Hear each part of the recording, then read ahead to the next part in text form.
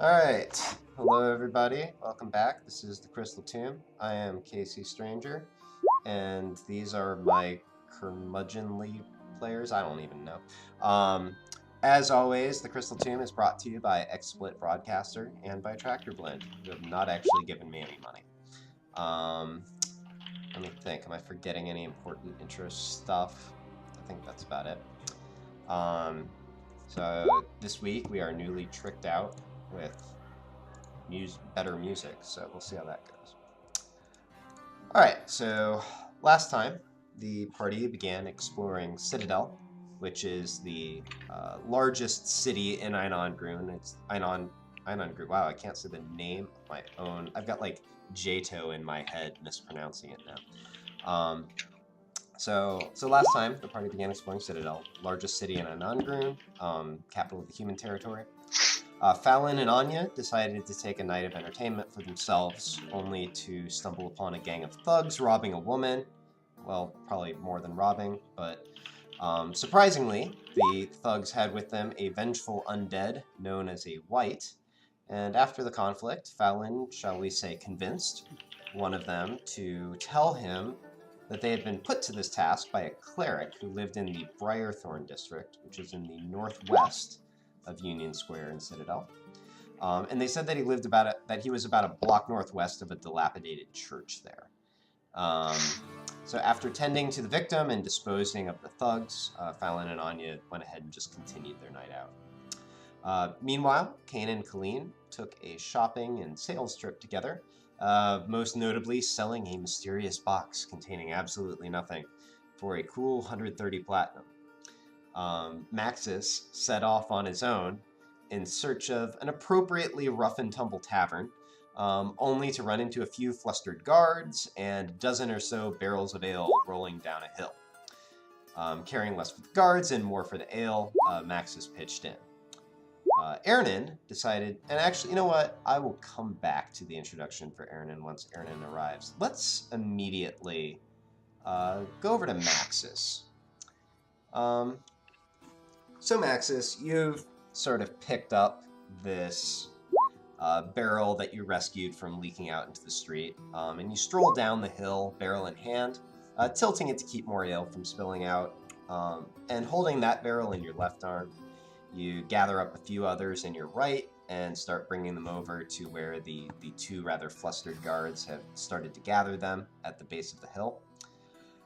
One of them sort of stares openly at you for a moment, craning his neck to look all the way up at your face.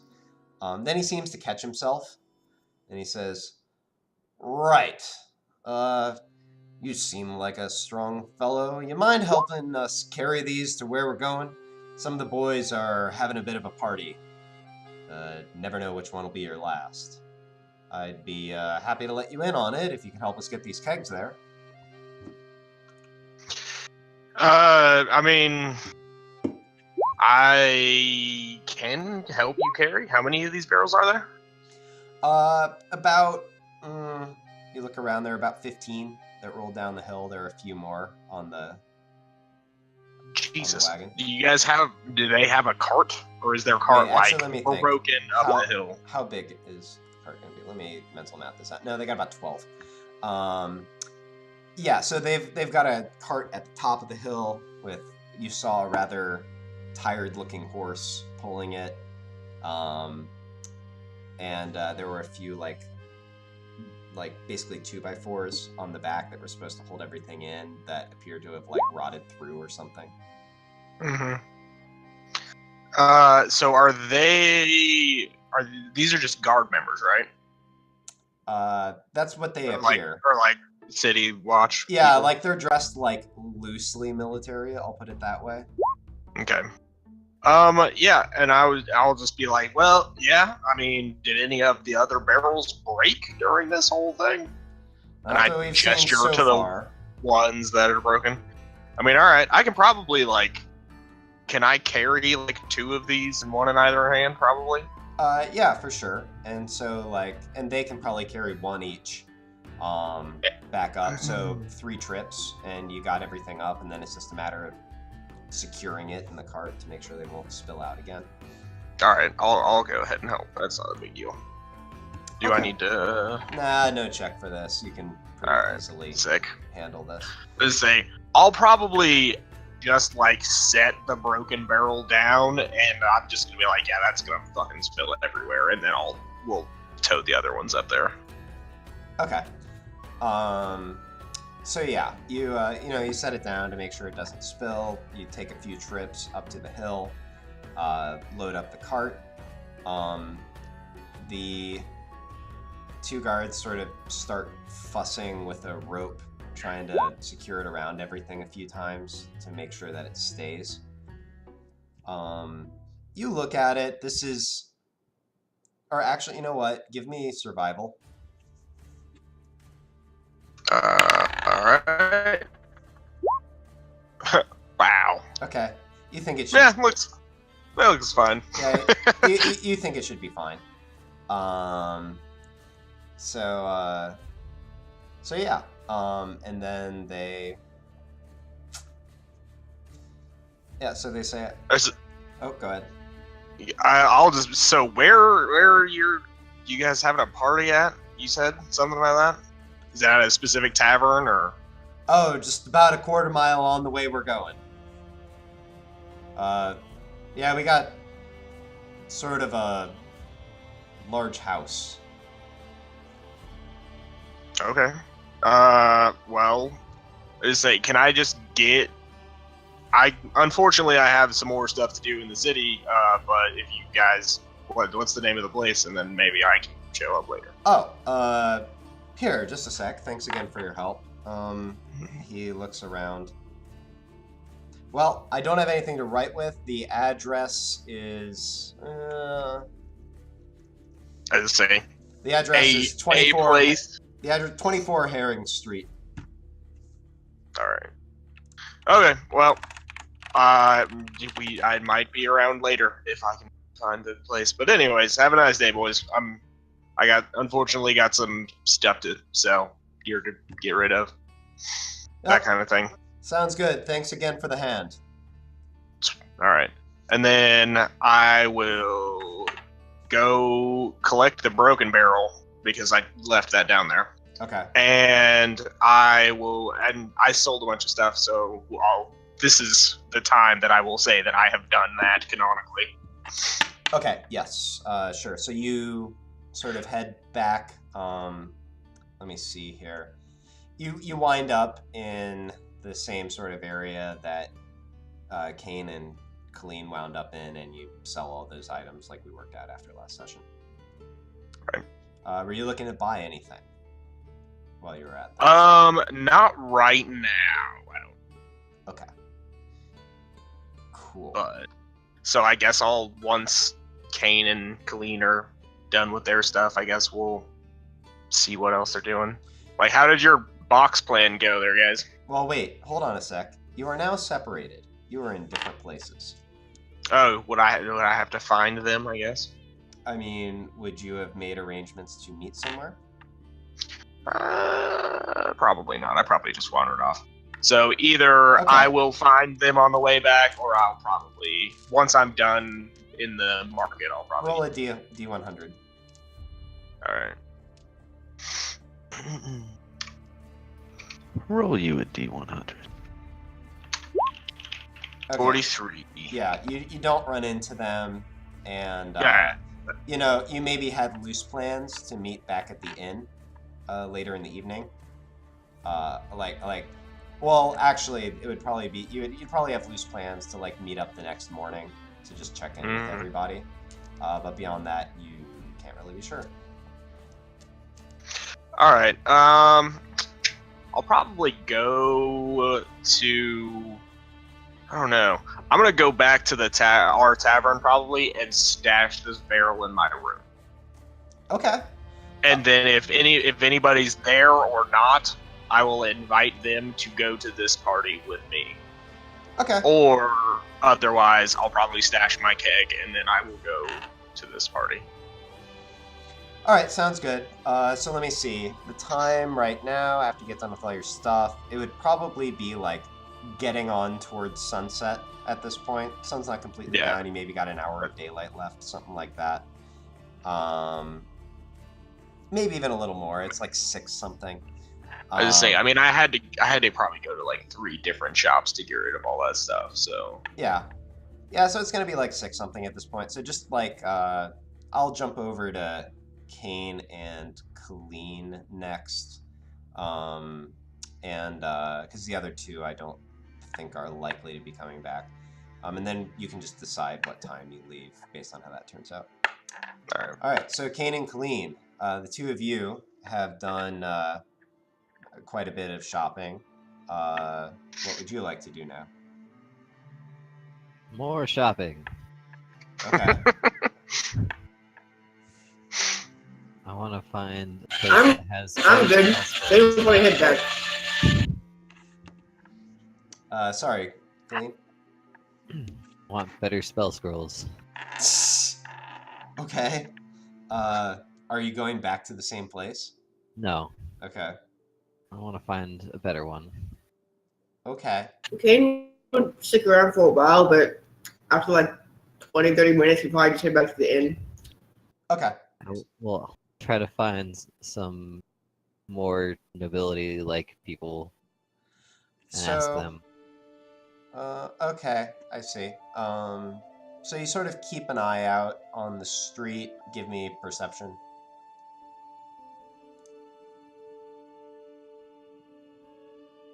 Doing good. Off to a great start. Yeah, luckily a low DC check. So yeah, you watch out as you walk up and down, and you see probably who you're looking for. A bit of an older gentleman dressed nicely, wearing like a blue coat, just strolling, basically. Human.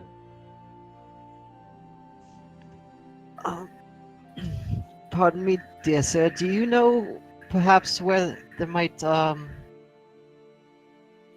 would you call that place? A library or somewhere that perhaps would deal in magic scrolls? Oh, well, you might find a few places here. A lot of them are closed. They're also on Capitol Hill. If you can go there, near the university, there are a few shops for such things. Sounds like I'm going to Capitol Hill. Okay. You're just gonna sort of say thank you and then start walking that direction? Yep. Alright. So you are already sort of about here, so you've only got less than half a mile to walk. It takes you like a little over 5 minutes. Finally, you do come to the wall itself, which is rather tall, over 15 feet tall, and you can see very clearly like a rather large gate. It is, let me think here, so it's about 6. It is currently open, but there are a few guards on either side of it, including 2 who are sort of standing like clearly where you're supposed to go in. I'm going to nonchalantly just try to walk by them. Okay. Am I still? Is it You been know half what? an hour for you? Give me performance.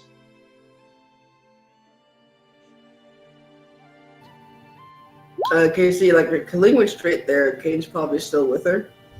Oh, okay. All right. Are you just trying to follow Colleen's act? Okay, give me performance as well.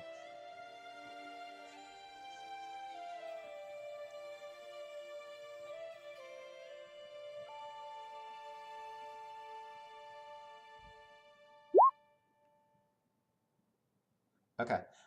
As you go to walk in, the 2 guards sort of step directly in front of both of your path and one of them says, pardon there, I have to see your papers to go into Capitol Hill.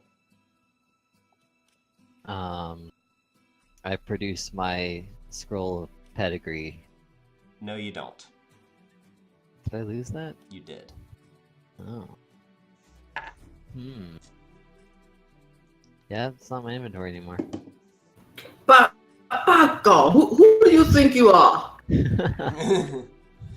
We are the guards of this gate.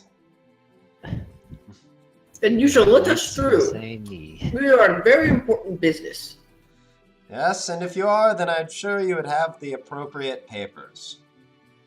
Do you know the circumstances going around right now? We are in a hurry. We do not have time for papers. We just came straight here. We have business in the capital. He sort of, you see his head sort of decline just a little bit, and you see his eyes through his visor. And who might you be? You do also notice the guards in the background have sort of started to take notice and have sort of formed up a little bit. Surely you've heard of House Lurea. Has he heard of House Lurea? Ah, yes, what of it? I'm Kyrian Lurea, and I have important business in the capital. Well, if you are indeed of that family, then I'm sure you would have the appropriate scroll to signify it, yes. Do you have anything at all that has like Luria on it, like a signet ring or something, bruh? Like, No, he removed all that stuff from my inventory. Do you remember why? He was waiting for this. I don't remember why. It happened when you lost your stuff at the Yuan Ti City at Fix-Up. Oh shit, they got your papers. I mostly played with kid gloves, but you did lose that. Yeah. Well, this instance aside, it wouldn't matter. Look, we encountered trouble on the road. Papers were lost. You know how these things can go. And who might you be? Well, I am Khalid's advisor. Your name? More like a bodyguard, but... Tinger. I see. Is there perhaps somebody in the district who could vouch for what the two of you are about? We can send a messenger. Ethnic perhaps. cleansing. He looks down at you. That's legit. Or he looks over at you. Ethna. I'm sorry. It's just I have a bit of a issue talking sometimes. Forgive his speech impediment. Yes, that's good. That's an impediment. A speech impediment. That's what Clean, give me persuasion. Hey, wait a second. Oh my god, I can't roll anything today. He looks at the two of you.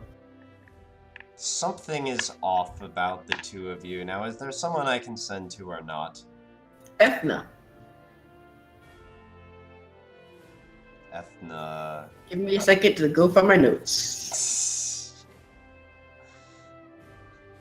I can tell I you only her have actual listed name. as cleansing.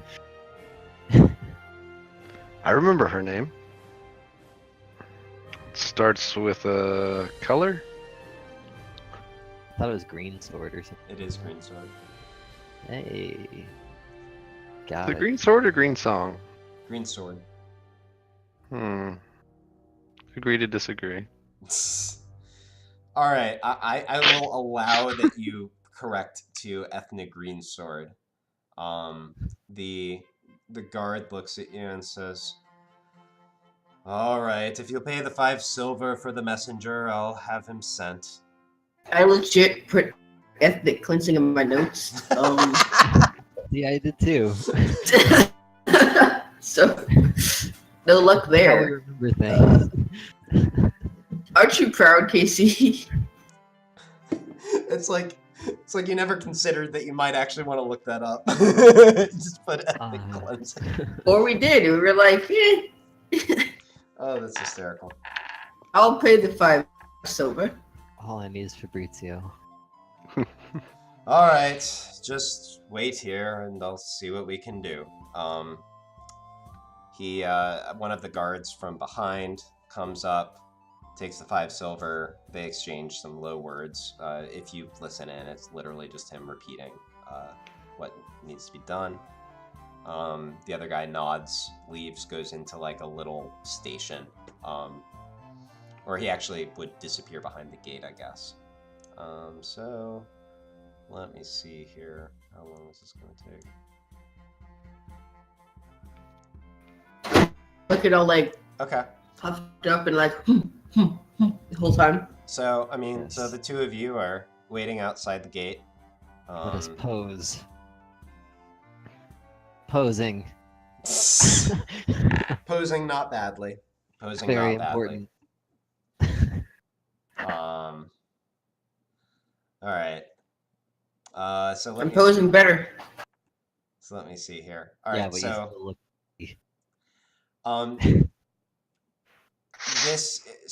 this isn't like a quick process. I'll say that perhaps 20 minutes pass. Do either of you get bored of waiting after 20 You minutes? know, in hindsight, I probably should have just given my actual name. Now, since we're actually like looking someone up. But oh well. I mean, who knows that name anyway? He's got my name, so. That's all that matters.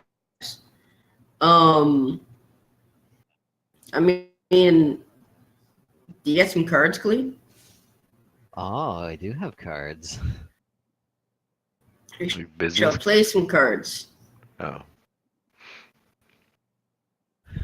Okay. while we wait. Gambling, I'm in. Are Let's you get the gambling cards on in said on cards, this. or are you just playing cards? We're gonna I see if we invite can the get the guards cards. to gamble with us. Yes, we're on the same wavelength here. Get the You guards invite the guards to gamble. Give me persuasion. I flash 2 gold. All right, let me see here.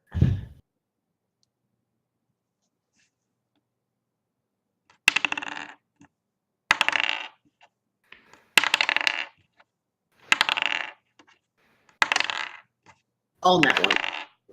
Okay.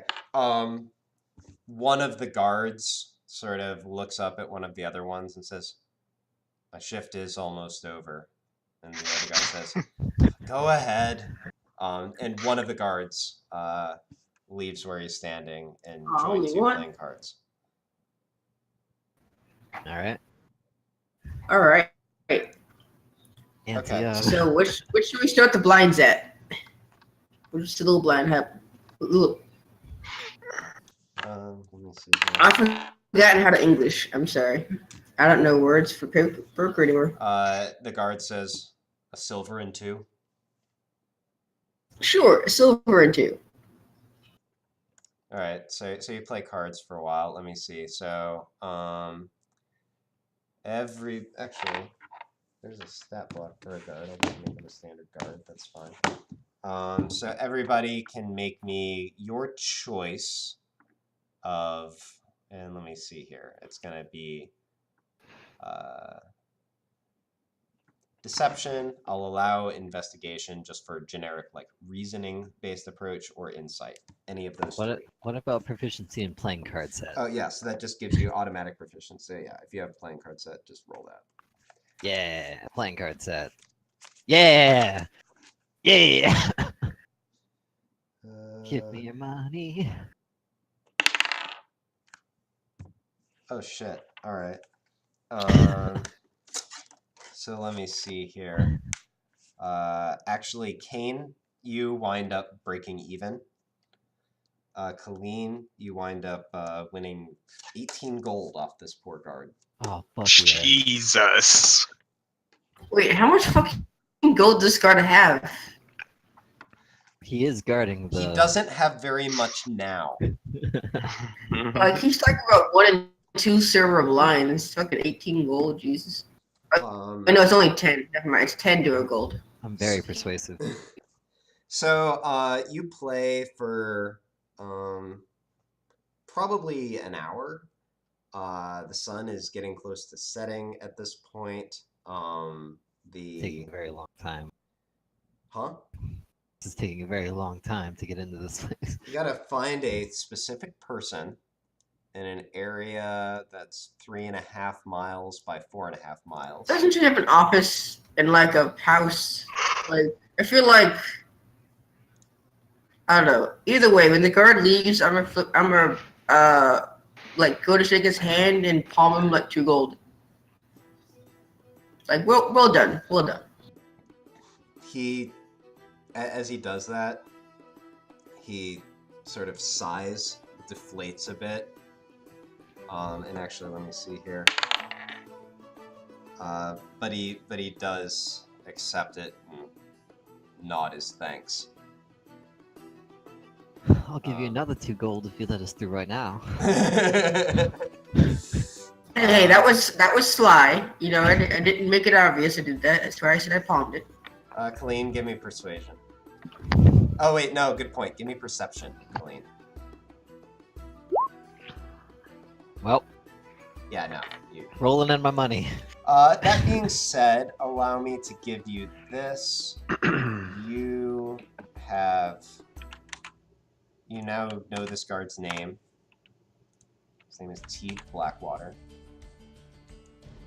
And you've won a lot of money off of them. I will. And next time we come back to this town when the demons attack, we're gonna find Keith's body. Probably. Yep, so he trudges off through the gate. You go back to waiting.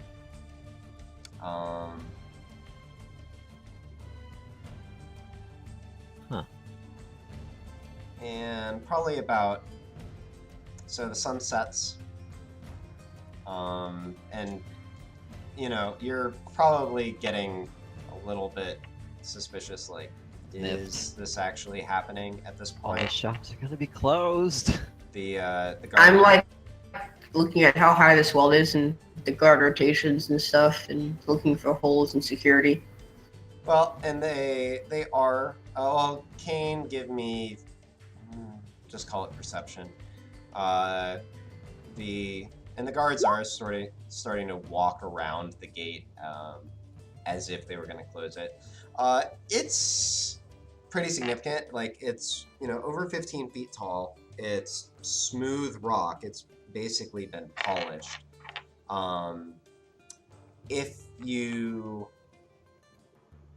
used tricks, and I mean, there are people spaced out. I was about to say, like, I have ways of getting over this wall. Like, Yeah. I see a spot where no one can see me. Right. So it could definitely be done. It would be a little risky. There are some various like crenellations that somebody could be behind and you wouldn't necessarily be able to see it from where you're standing. But from what you gauge, it's at least possible. However, as you're doing this mental calculus, you see somebody walk up towards the gate. It is a young blonde woman who you recognize. She waves and says, "Colleen, welcome to Citadel. Hear you had some trouble." Well, it seems I've lost my papers. I see. Well, unfortunately, I don't know if I can help you with that, but I can help you get through and furnish you with papers to help you get through again. Well, that would be lovely. Oh, by all means, please. I think they're going to close the main gate soon, so why don't we go on through? Do you know where I can procure some spells? Spell scrolls, you mean? Yes. Yeah, I think I know a place. And you know what? For luck, roll a D100. Boy. I've gotten on this D100 kit recently. I would also like to ask her a question. Okay. She says, yeah, I know a place. They close fairly soon, but I think they should still be open for another hour or two. Kane. So she starts you start walking. You would start by sort of coming up this way a little bit, cross a bridge, and then walk up this way. Kane. So are the smiths in the inner part of the city more skilled than the ones outside the wall? Not at all, unless you're talking about perhaps the ones that the army retains. Most people I'm would just go out wondering into if Union there's Square for someone that the would have better stuff in stock than the ones that were show. outside the gate. She shrugs and says, to be honest, if you didn't find anything in Union Square, you're not likely to find a whole lot more here, like I said, unless you have the hookup with the military. There are Are some you in the places... military? She, sort of grins a little bit and says, not exactly.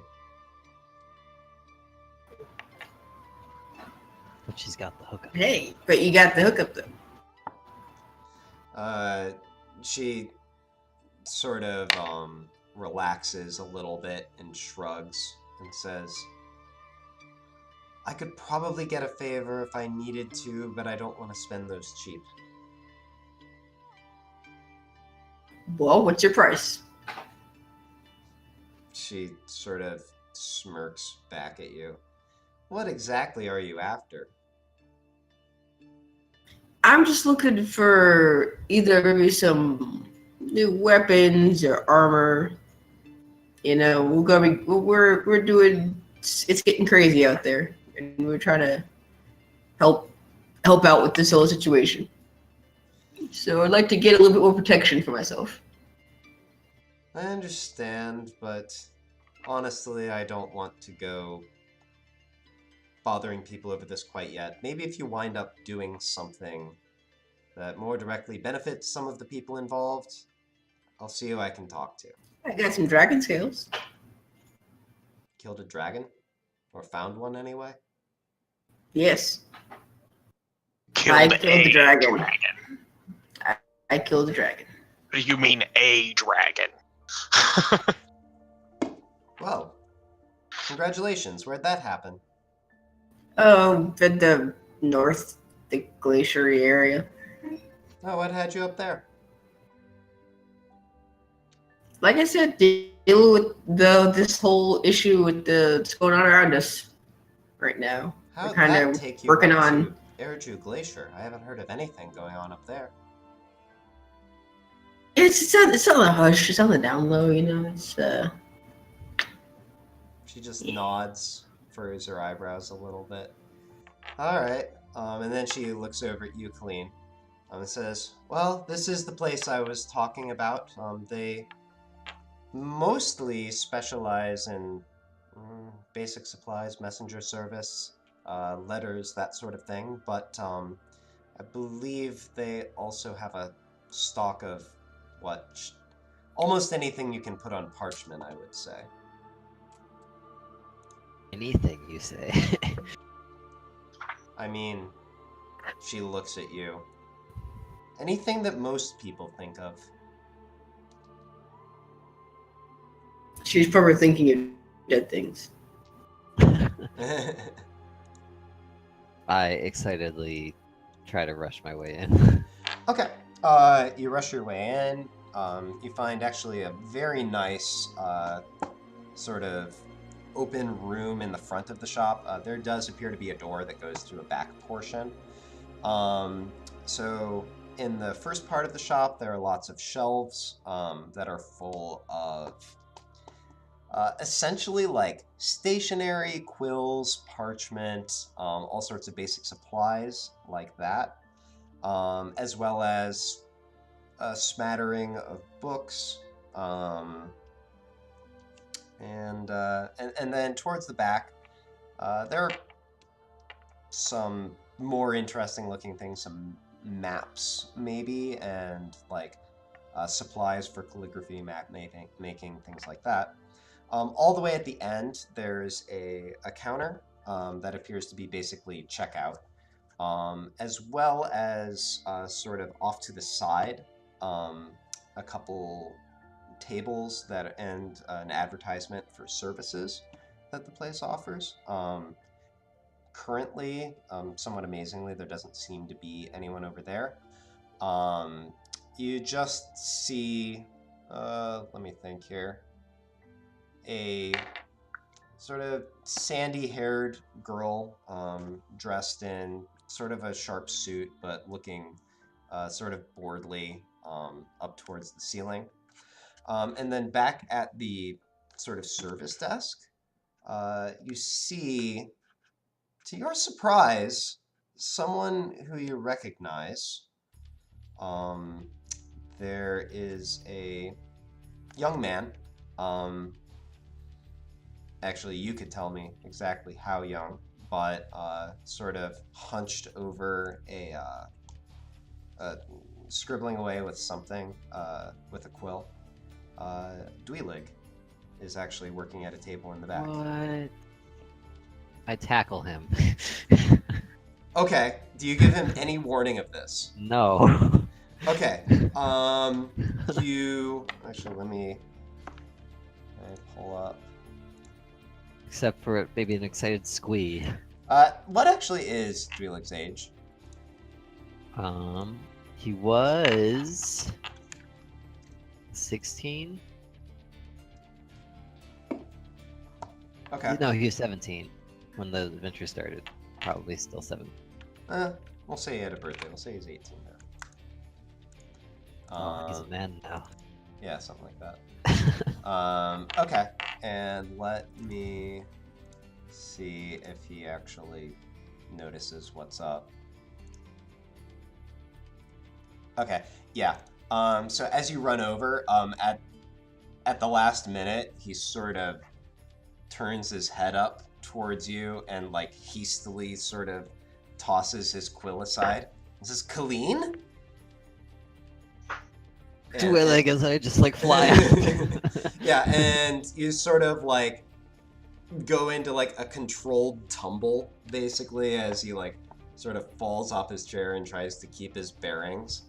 And says, "Well, it has been a while, hasn't it?"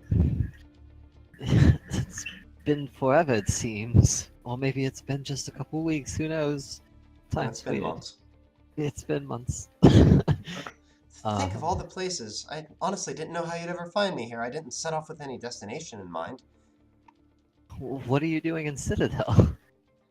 I kept walking west until I found a place. Oh dear. That sounds like a journey. Are we still here, by the way? Huh? Are Ethna and I still there?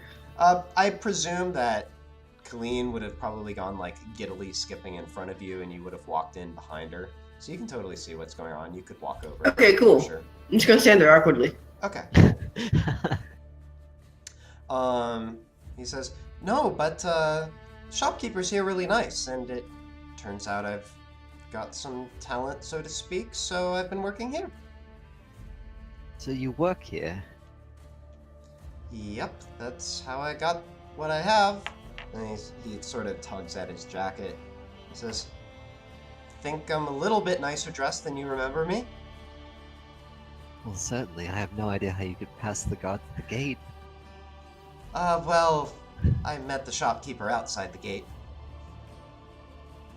Is the shopkeeper here?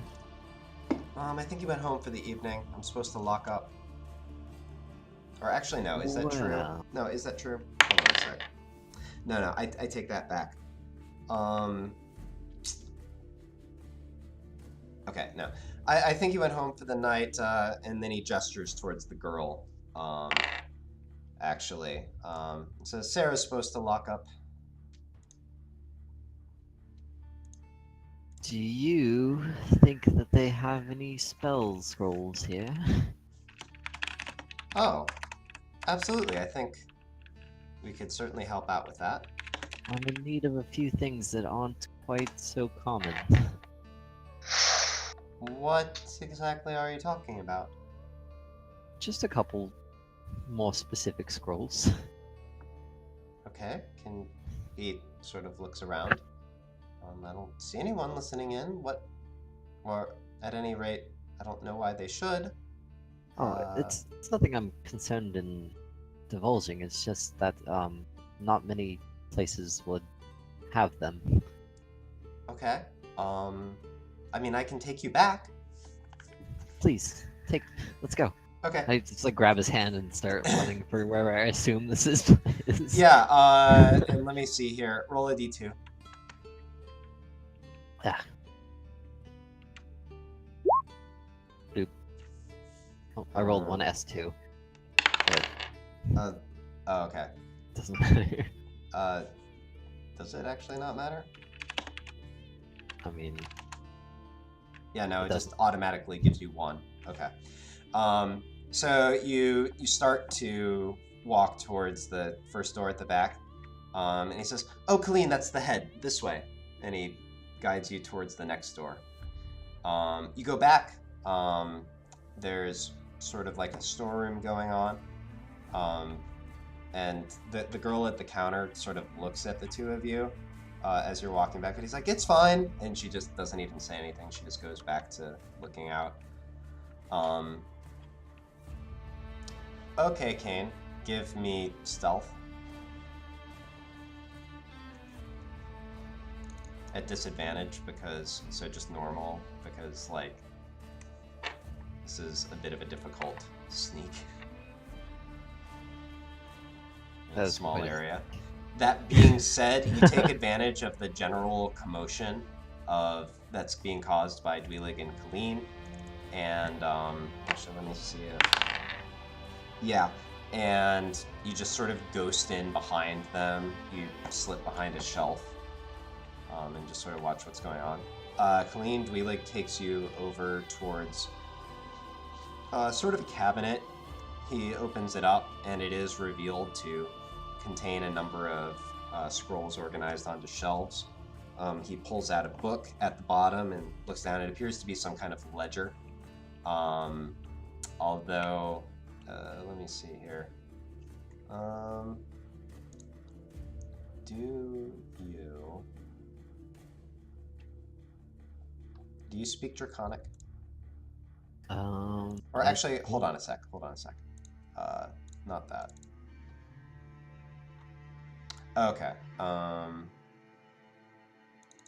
Yeah, actually, it's written in Elvish, actually, so you can read it, and you can tell exactly what it is. It is just sort of a ledger of, all the various things that are stored here. So Dwelig looks over at you and says, "All right, what are you looking for?" Any of these. Well, shit. He looks over at you and says, I've been very busy. You know that 3rd level and above is restricted. Uh-huh. So... You know restrictions never meant anything to us. Well, that means I can't... And he starts looking very conflicted. Not supposed to sell that to you without an authorization.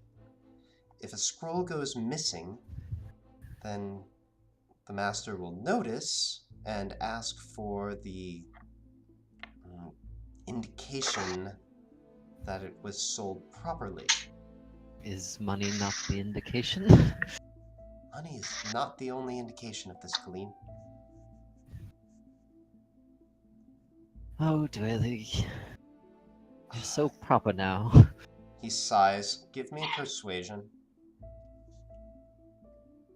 And how do I want to set this? That's how I'll do it. Ooh. Alright.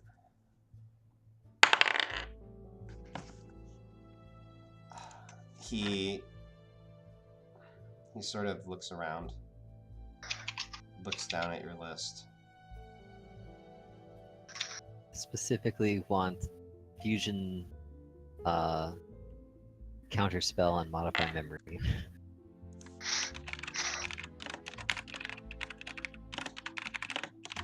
Okay.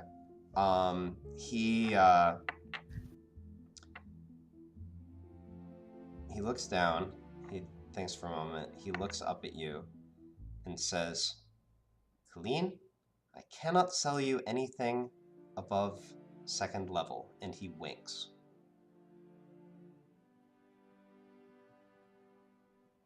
Now, let me see what I have here that I can sell you.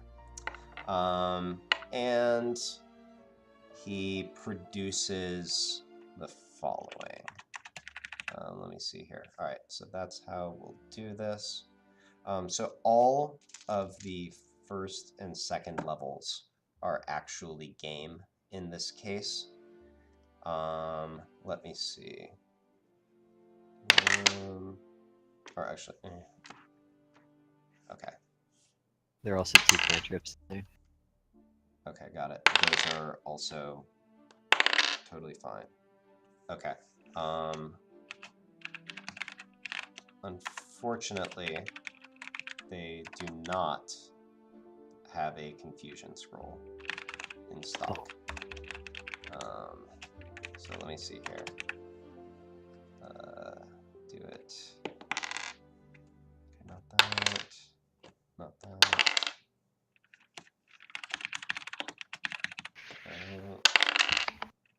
Oh, interesting, really.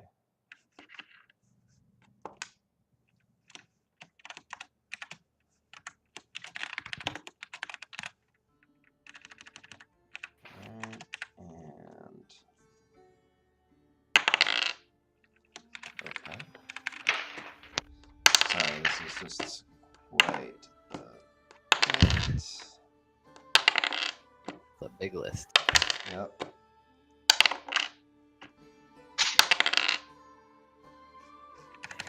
Ivy. All right. And we'll do that for you. So. Okay. So here. So everything cantrip second level, they do have. Here are the other ones that they have. Ooh.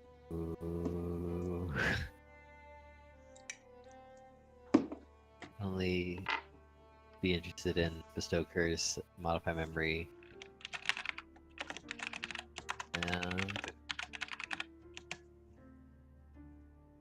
maybe. Okay, how much would these cost? These big ones. Right. So let me see here. Whoops. I just minimized everything on accident. So going rates will have increased given what has been going on. Oh, for God's sake, I keep minimizing But everything on my Julie's screen. gonna give me the employee discount, right? Oh, hell no.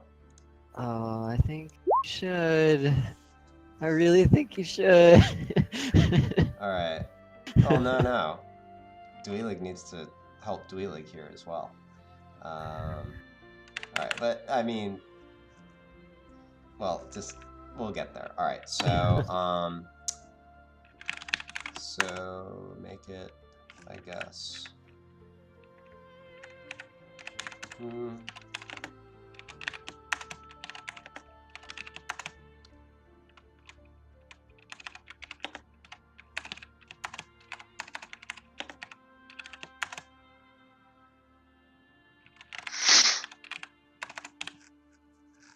All right, does that seem right?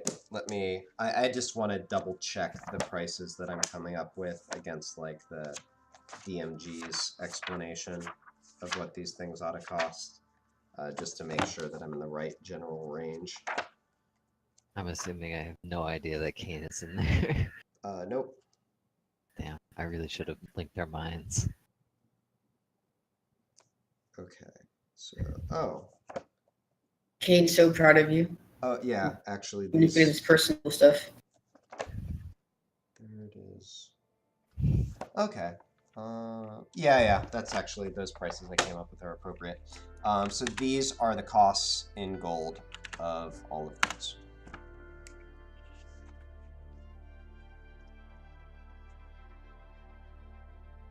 Oh, what's 1200 gold, 120 platinum?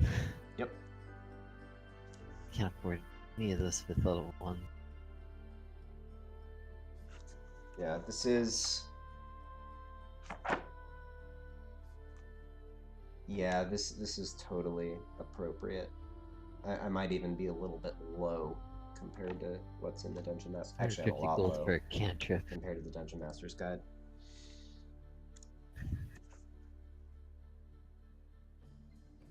You sure you can't give me a discount? All right. He's like, I'm sure I can't, but maybe you miscounted. Let's see what you have. In other words, I'm asking to look at your character sheet and see what we got going on here. All right. So let me see here. You've got that. And he shrugs a bit and says, "We balance the books here every day. It let me see here. So, what of this would you be most interested in? And we'll see if we can work it out." Modify memory. Okay, that's what you're going for. He's like, all right, let me just count out what you have here. And he sets aside 90 of your platinum and says, that looks like about 1,200 to me. Exactly 1,200. Oh, really? My beautiful boy. Do you want it? Yes. All right. You just sort of shove the pile a little bit closer to him, and he says, right, I'll get that all taken care of for you. He's like, and he says, you can just leave that here, and he gestures towards the pile of money, and he says, and wait out front, and I'll take care of everything. I'll be right out with it in a moment. All right. Okay. Can't steal everything. So, do you leave? I'll do whatever Dwelly asks me to. Okay. So you head back out front. And he goes too? No, he stays. He stays. Mm-hmm. Are you staying as well? Let me see what I got. Hold on. All right. You would just see him walk over to another shelf, take some parchment and a quill, and just sort of start writing. Occasionally looking up and thinking, writing some more.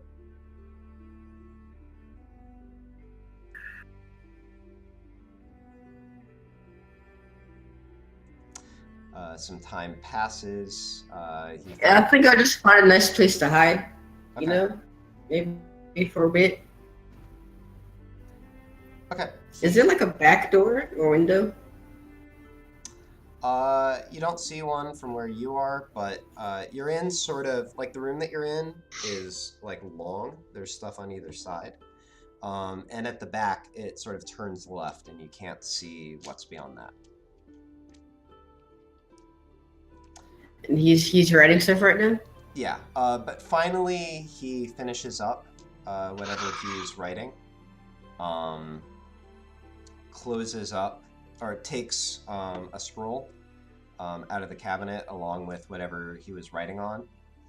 He closes up and locks that cabinet and walks towards the back. As he walks away, there was no command word given, but I'm gonna use the ring. Oh, okay. So you look around the room, you can see the cabinet that's sort of stuffed full of scrolls. A lot of stuff is just on open shelves, and it's just basic supplies. There is another cabinet that seems to contain some very old books that are in sort of protective cases. And let me see, how far away would that be? And you can just barely see around the corner, not enough to see into the room that Dweelig seems to have disappeared into. But you know that there's another room in the back, and also a back door. No back window. Okay. So can I try starting to see into the other room? Okay, yeah. And we'll also try to keep him in whatever room he's in, also in my field of vision. Well, that is the room that he's in, is that back room. Oh, okay. Okay, so as you sort of creep out and look over that direction, you see a room that appears to contain a safe.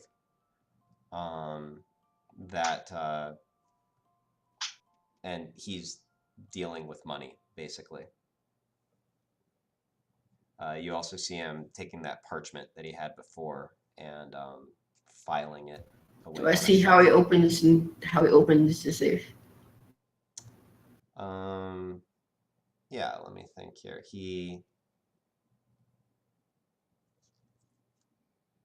Let me think about this. So it actually has kind of a wheel on it. It's a combination lock. You see him, and let me see here. So he already, actually, let me see here. I'll leave it up to chance. Okay. Just as you're creeping over, you actually see him start spinning it. He spins it right, then left, then right, then left, then right again, and then finally turns it back left to open it. And you see him fussing with money inside of it. It's fairly large, but not large enough to like walk into or anything. It has a few shelves. Can I make out the numbers? Like how much money is in there? No, the combination. Whatever the symbols are for the combination. Yeah, right. Give me a perception.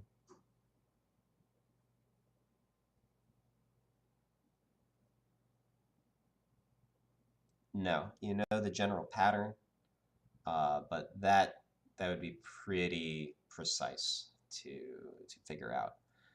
Wasn't sure how big they were, so I just figured to go for it. Huh? Wasn't sure if this was like the 100 numbers combination. Yeah. It's like one. So I figured to go for it. Yep. No, worth a try. I mean, frankly, almost. You almost got it. I go for the nat 20, man. All right. So there was a bathroom, right? Yeah, at the front. Okay. Yeah, I'm just gonna walk out and they'd be like, okay, so this is where the bathroom is. And like as I leave. Wait, so are you making a show of having walked in the wrong door? I mean, if someone notices me, otherwise I just walk out. Okay, yeah. Like, I get that prepared for if I'm seen. Okay. As it turns out, the give me stealth.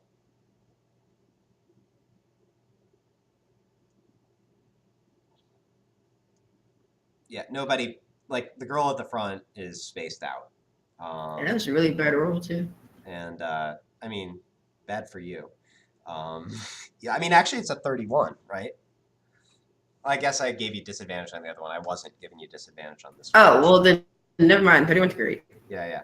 So you just slip out. Nobody pays you any mind. Colleen, a little while later, you happen to notice that, oh, there's Kane. Kane, what have you been up to? Oh, just browsing, perusing the selection here. Did you find anything of interest? I can't read most of this, so no. I'd be happy to read it for you. A little. It's not too long after this, Colleen. Yes, please, Casey, stop this. That you see Dweelig come out from the back. He's holding sort of a small, rather nice. Actually, yeah. He's got sort of a burgundy velvet bag that he's carrying. And he walks up to you and hands it to you and says, "Thanks for your purchase." Wow, this is a lovely bag. Well, for those guests who make expensive purchases, we try to attend to all elements of the purchase. Do I still have the ring going? Or do I gotta redo it? I gotta redo it, right? Well, it lasts a minute, so it would have worn off by now, but you could use it again. So I'll do it again. Yeah. You just want to see what's in the bag? No, I want to see if he has any like just scrap pieces of paper with like writing on it on his persons. Okay. So you do notice that sort of in his coat pockets, he's got a number of tools of the trade. Whether it was for calligraphy or forgery or something like that, you can't quite know what use he might put them to, but he's got them on him. You also notice that he's got basically thieves' tools on him, and that he does also have sort of hidden, like inside of his coat, against like sort of back on his right hip, he's wearing a rapier. But no parchment, a piece with 7 symbols and numbers on it. No, he did not notice that. He didn't put his password on his monitor. He may or may not have memorized the password. Dang it. And all right. And lest I be given crap for making that up right now, his intelligence score is totally high enough to memorize the password. If his intelligence was stupid smart people. If he was like intelligence 8 or something like that, then maybe. Well, I gotta use that number. Shark with intelligence of 8. Eight's a solid intelligence score. Just realized my music stopped. There we go. Whatever you want to believe, bud. Hey man, I got dreams too. Kids got dreams. Are they in black and white? I don't know. It's usually pretty windy.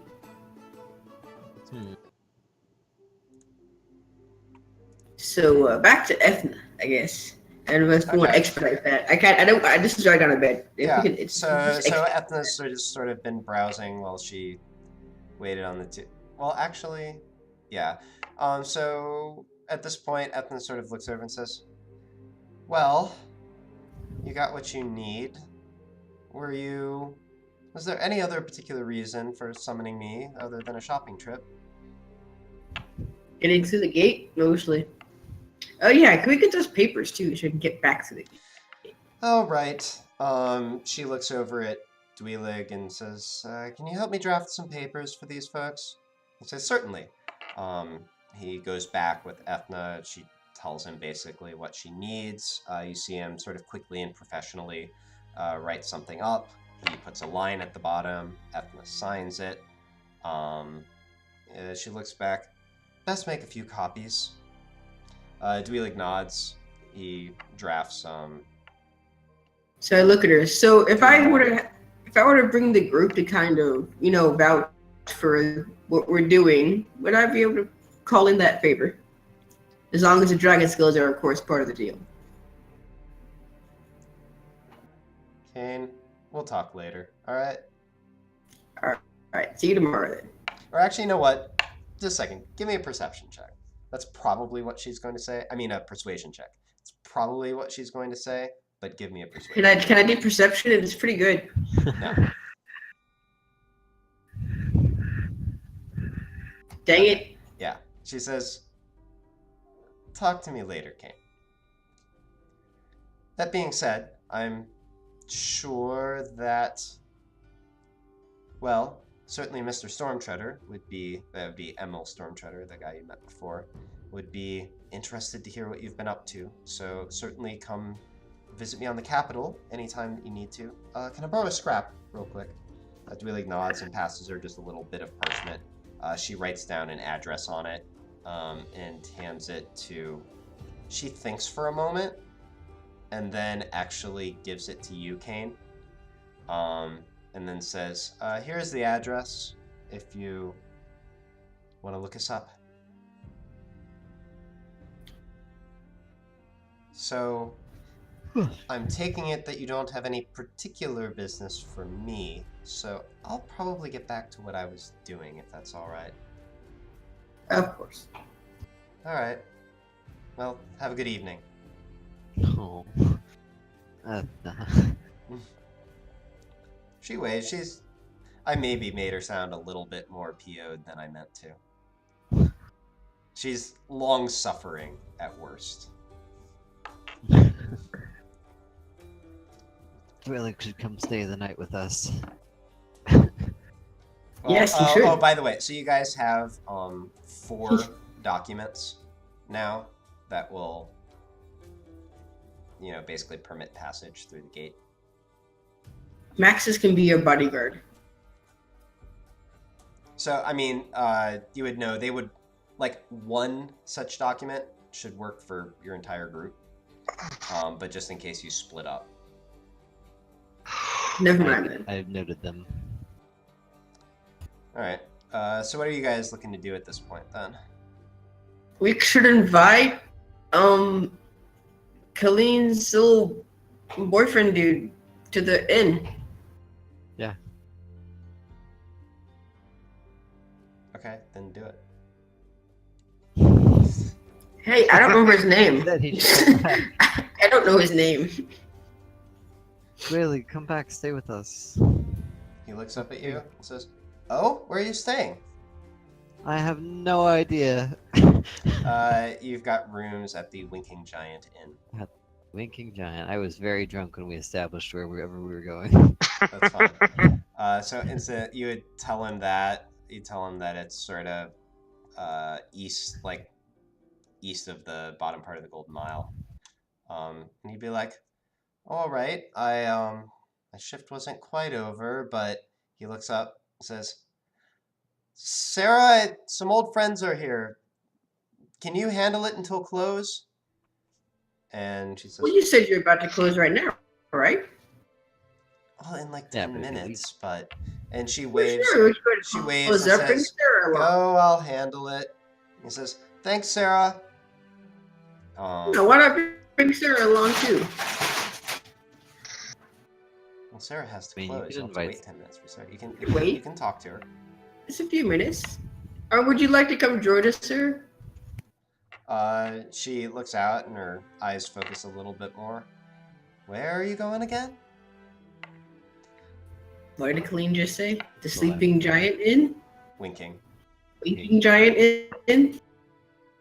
"I don't know where that is. I'm going out with my boyfriend tonight. You guys can go." Does she have a key on her PC? Or anything?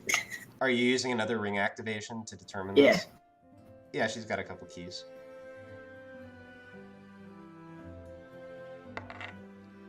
Bring him too. It will be fun. We're just gonna have a big party. It'll be great. You're having a party? Yeah. It's an inn, people partying. Successful Look. adventure deserves a celebration. You know what? Give me persuasion. I'm helping. She looks out at you and says, "Look, you guys seem nice and all, but I don't know who you are, and that's a good way for a girl to get herself in trouble. Don't worry about me." Sarah, I just spent 1,200 platinum here. Or 1,200 gold. You can come have a drink with us. She just says, "No, I really can't," and she goes back towards staring at the ceiling. If only I'd put 4 more hours into suggestion. Then you might have managed it. Okay. Especially because I don't think her wisdom save would be that great. Fine then, Sarah. Well, I guess we head I back. grab Right. Willig. so Bolt. Dweelig sort of walks out with you guys. Are you just heading straight back at this point? Yeah, it's Yeah, why not? All right.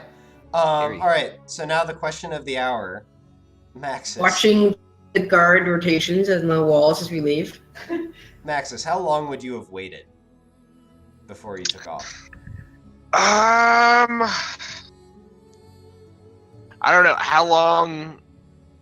Probably like How long did it take me to get back to the thing while they were doing all this runaround? Because I had to do all that and then look for them and then decide that they weren't here and then go back to the thing. Yeah, that wouldn't take more than half an hour. Because you're not, or actually no, even less. You're less than a mile away. Probably like 15, 20 minutes. Probably not that long, honestly. Probably like half an hour to an hour, and then I would have been like, all right, I'm fucking bored. Let's go. Okay, so they would have. So while they were still waiting at basically as they're sort of getting let in, basically with Ethna, that would be when you take off and try to find this party. So you have an address. I totally stashed the beer in my room, though. Okay, all right, noted. You've got a keg. Sweet. Let me see here. So I'm gonna have to buy a new barrel to put this beer in. Anyway, that's a later problem. Yeah, I'll allow that you found some way to at least cover it so it's not completely just sitting there oxidizing, and losing all its carbonation and whatnot. I'll say, maybe you wrapped it several times in cloth and secured that at the very least. Is it one of those old school cartoon corks that they put in barrels? Yeah, there we go. All right. Okay. Would it be survival to see if I can find where this thing is? Well, I don't know. What's the approach that you're taking? You have an address. You don't know exactly what that address corresponds to. Right, but you know the general direction. I say he told me the general direction and the address. So I mean, okay, you're just gonna walk there. Just go and get me survival then. That's cool. All right. Just say, yeah, great. All right. So you go wandering off, and you spend about. Let me see. So you were up here. They were heading that way. You think you're in the general area, but after about, you sort of get to what you think should be the general area, and then wander around for 10 minutes and decide that you're not finding whatever this street is. If I look around, is there anyone around right now? Yeah, there are some people out on the street. It's starting to clear out a little bit. There are a few small restaurants and a butcher shop, and you can see people starting to close up. There's also just some people randomly on the street. There's a beggar, a couple people coming home from wherever they worked during the day, that sort of thing.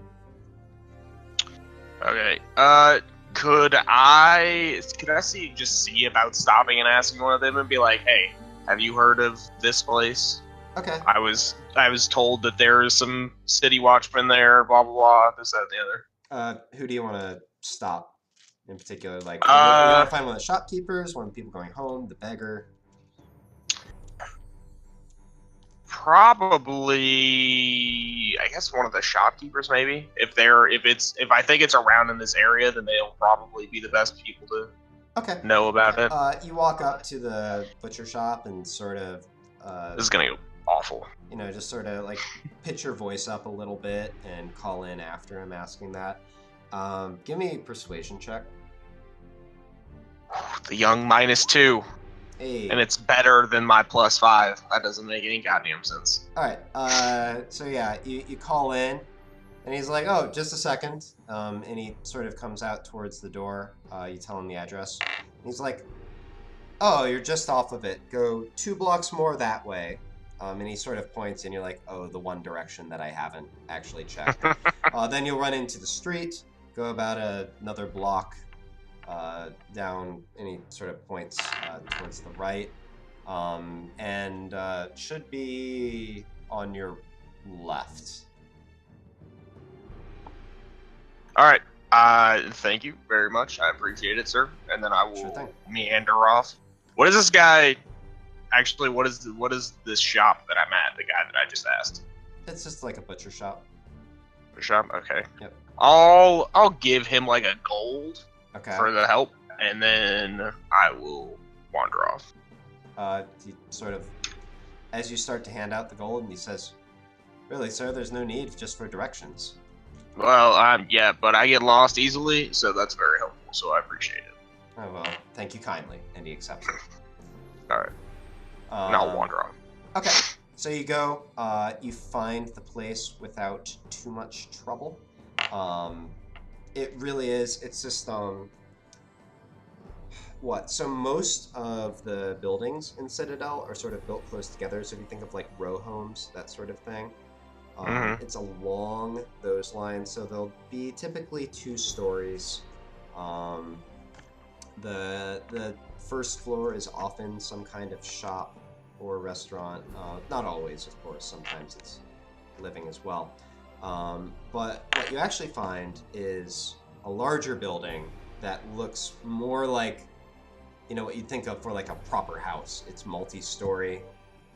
There's sort of a porch out on the front, and as you look at it, it's like a little bit of a sausage fest, but not as much as you might think. And it's just a bunch of, you can tell before you even get close, it's just a bunch of soldiers on what time they have off, trying to forget what's coming. All right. I was saying, I'm in. Right. I was saying, I was in a hunter's guild for 2 years. This is my space, basically. All right. So I'm just gonna go in and introduce myself. Hopefully, are the guys that I met earlier around? Do I see them? Well, we're gonna spotlight shift actually for a moment. We're gonna jump over to Aaron. That's fine. And actually, what we're actually going to jump to is I have to go to the bathroom. So bio break, and then we'll jump over to Aaron.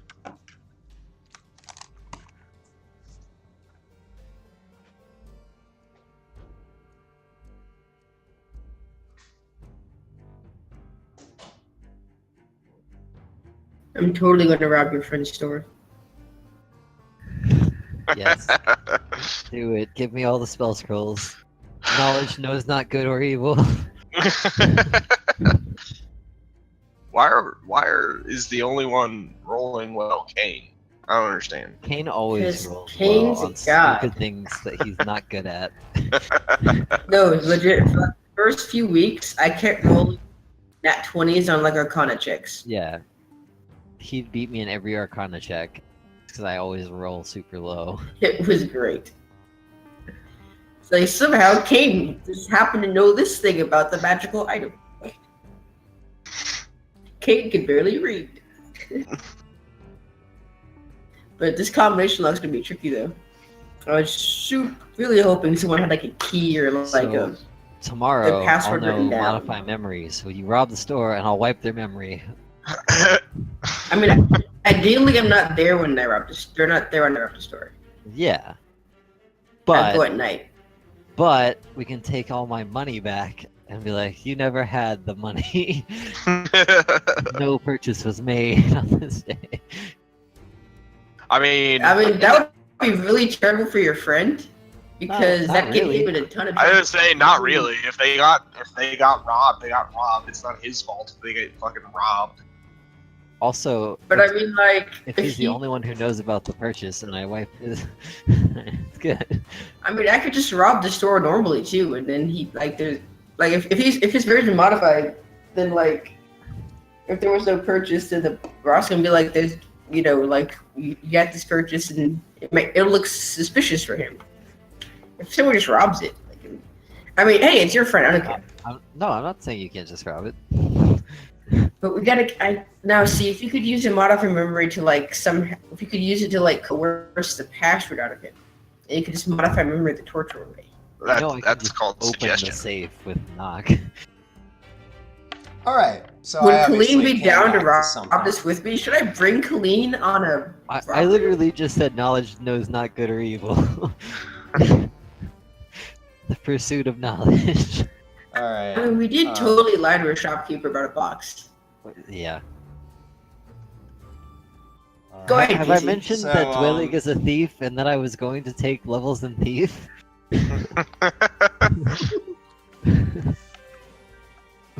I mean, hey, Dweelig did you a solid.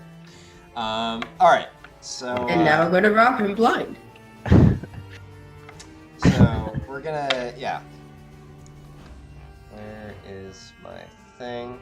All right. Okay, you don't know this guy. So now we leave the sort of somewhat more posh area near the university.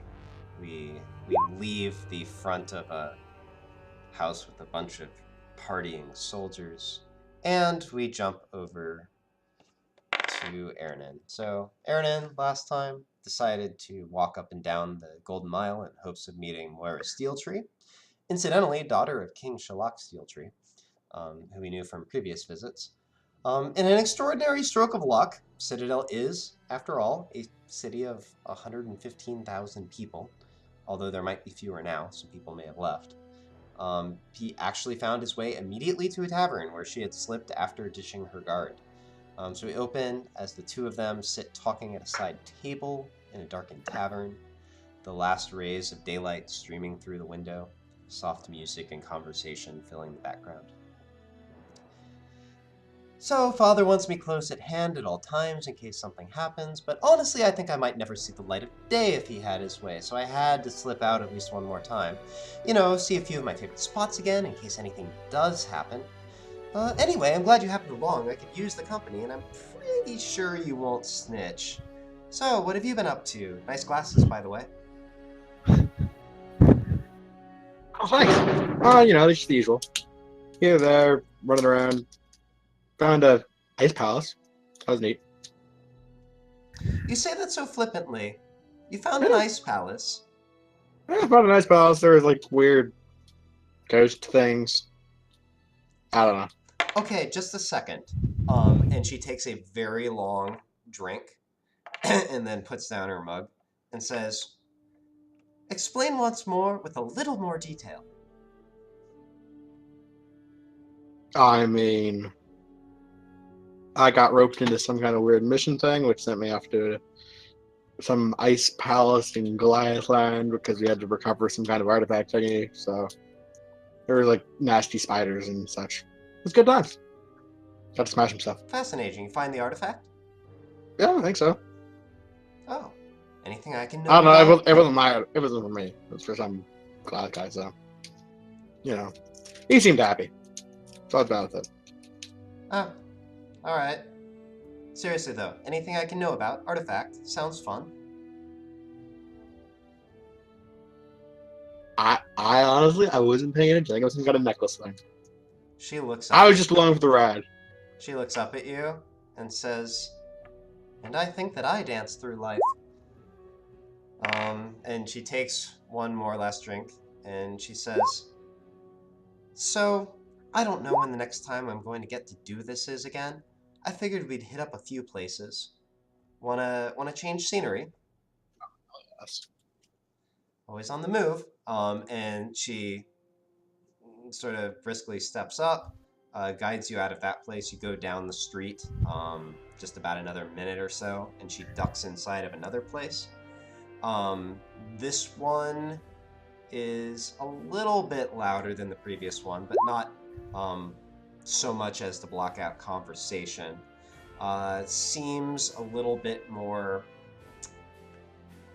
polished, shall we say. There's like a larger spread behind the bar, and she looks over at you, steps up, and says, "2 whiskeys, make them doubles."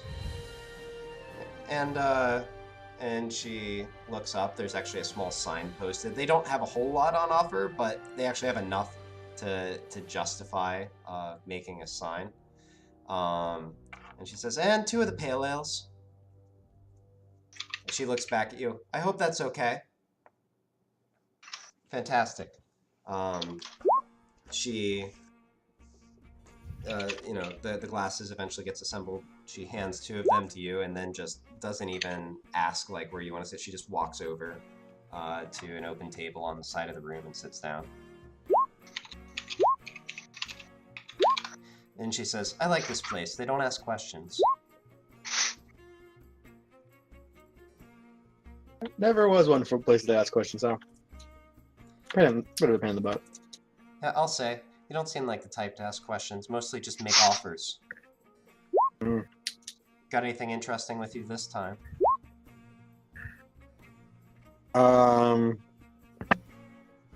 Not especially. Just kind of following the same group around. Seems like something to do. Well, Better than being stuck in the temple all day, man. fair enough. She picks up her whiskey and raises the glass towards you. Thumps the table, drinks it in one go. Sets it down, sort of sighs and shakes her head. And says, I'll tell you what, this place is awfully gloomy these days. I mean, I understand that everyone's looking at impending doom and everything like that. But to be honest, it seems like a poor excuse not to have a good time, right? You don't need a proper party in these parts. That's what I'm saying. Yeah.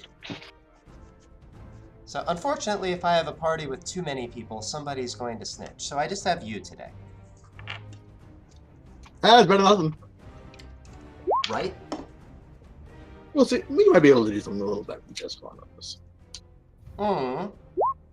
You're gonna tuck me into something. You. Baby. Well, you are a scoundrel. And she smiles. Never claiming to be anything but. Let me think here.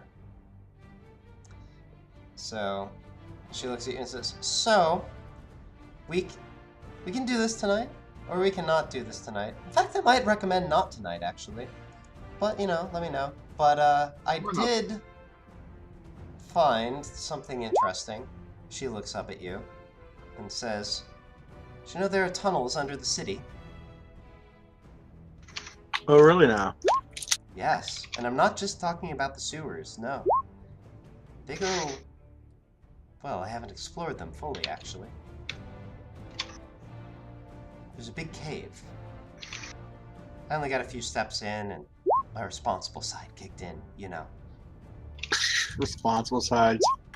You ruin all the fun. I know, but a princess does have her duties. And she sort of puts on airs and makes a little mocking gesture.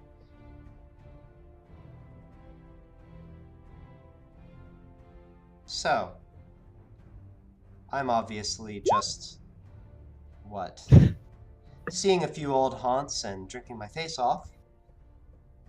Do you have any suggestions for ways to liven things up? I mean, I like the idea of throwing a big party, personally. Wait, what'd you say? I'm sorry. I like the idea of throwing a big party, personally.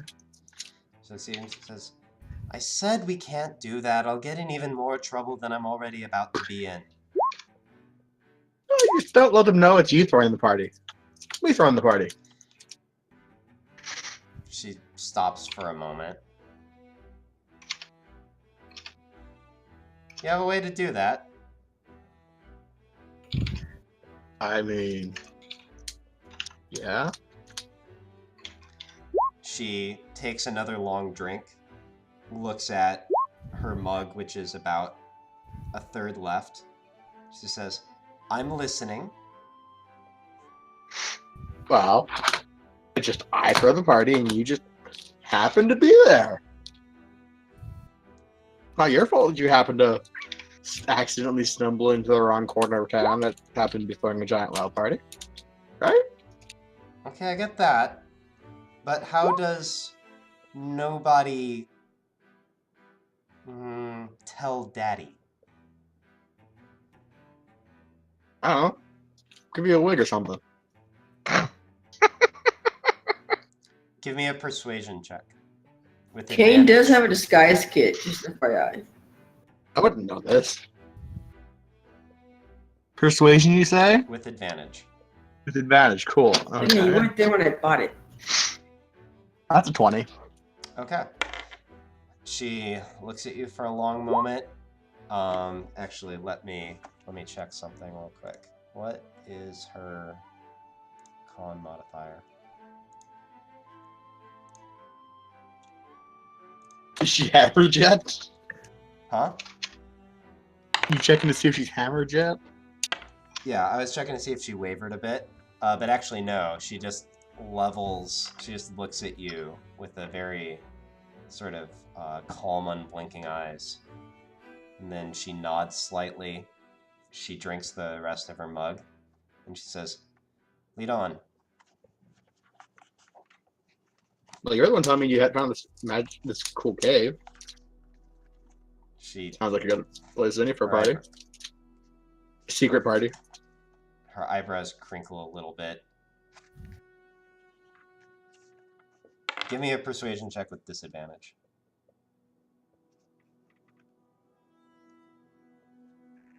12. Okay. You blew That it, man. is a secret for you and me.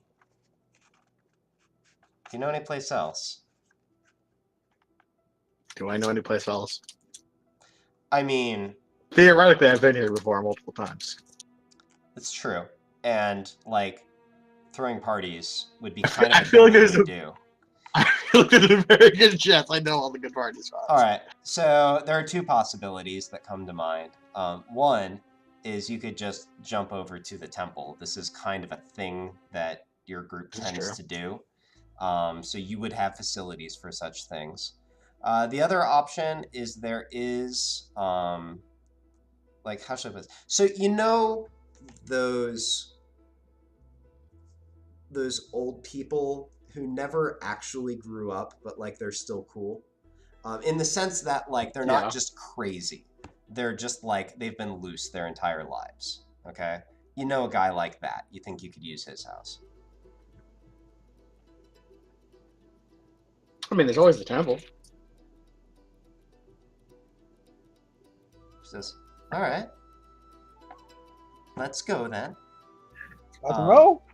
All right, Colleen, I saw that. I think that I already made the change actually, but while I'm thinking about it, let me just quickly double check. I think I just changed it back to what it was before. Yeah, so it now says you have advantage if it's below half. That was the change. And the damage changed back to D10. Oh, okay. Okay. So the two of you go out. She does, again, sort of keep a hood over her head, but you walk probably sort of over to, like, this general vicinity. Okay. You find the temple. So what is your plan for gathering the party? Are you just asking folks around the temple? Are you going to go out on like the street at all? I use thaumaturgy and start yelling about how there's a party at the temple. Okay, so just what, like as you're walking, you sort of have on loudspeaker like "Party at the Temple of Miros." Like, are you doing this before you even get to the temple? I mean, yeah, basically. Okay. You know what? Give me performance with advantage. Thaumaturgy, I will allow advantage on this.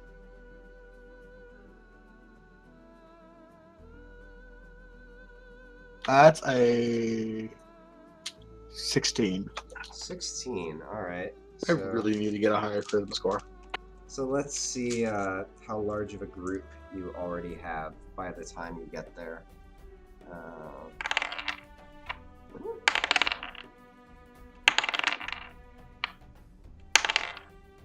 So you've probably got about 36 people by the time Cool. you even make it to the temple.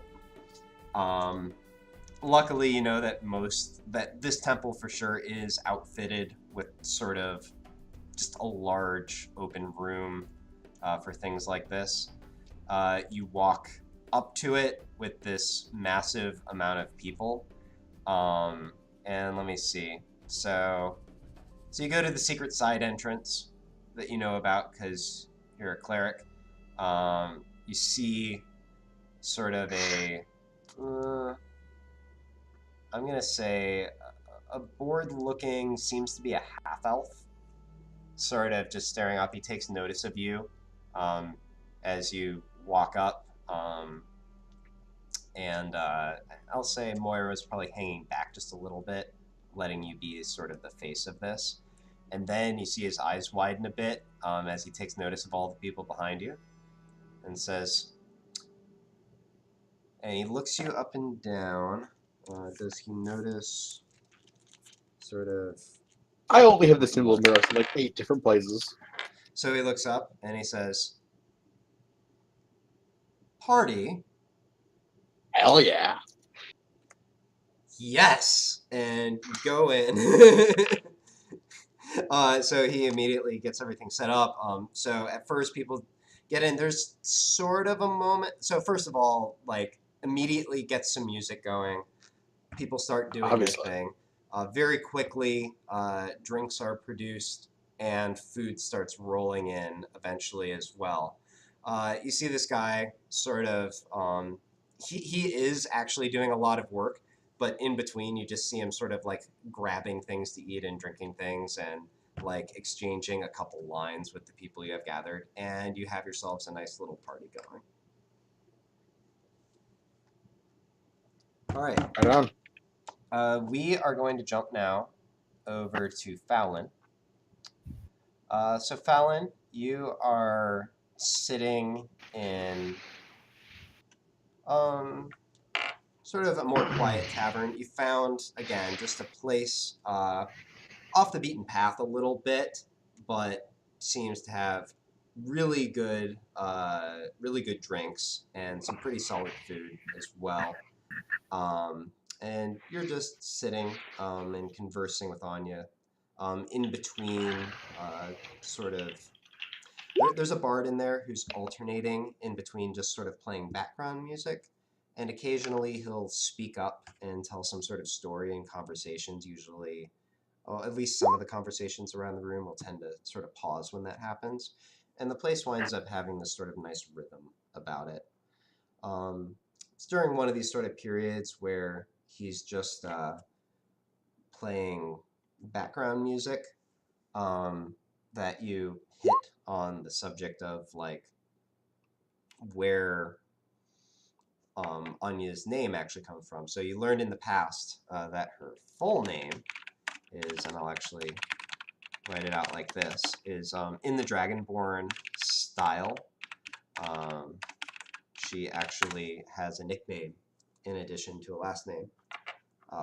You ask her where that nickname came from. She says, well, as with the Goliaths, Dragonborn nicknames are awarded as a sort of recognition of coming of age. As for my name, the beginnings of it were simple enough. I really like storms. When others would shelter from it, I would like to step out back into it, let it batter me and chill me and measure myself against it. Then one day, one of the clan members, his name was Kirdek, failed to return from a hunt. I knew his favorite paths, so I gathered some supplies, went after him, and by Innis's grace found him. He was unconscious beside the dead body of a giant boar. He had a nasty wound in his stomach, so they did a number on each other. I tended him through the night, which was, I suppose I'd mentioned, during a large storm, and brought him back, and that's how I earned my name. So, you haven't told me so much about what it was like for you growing up. Do you have any stories? I mean, I know a little bit about your orc friend.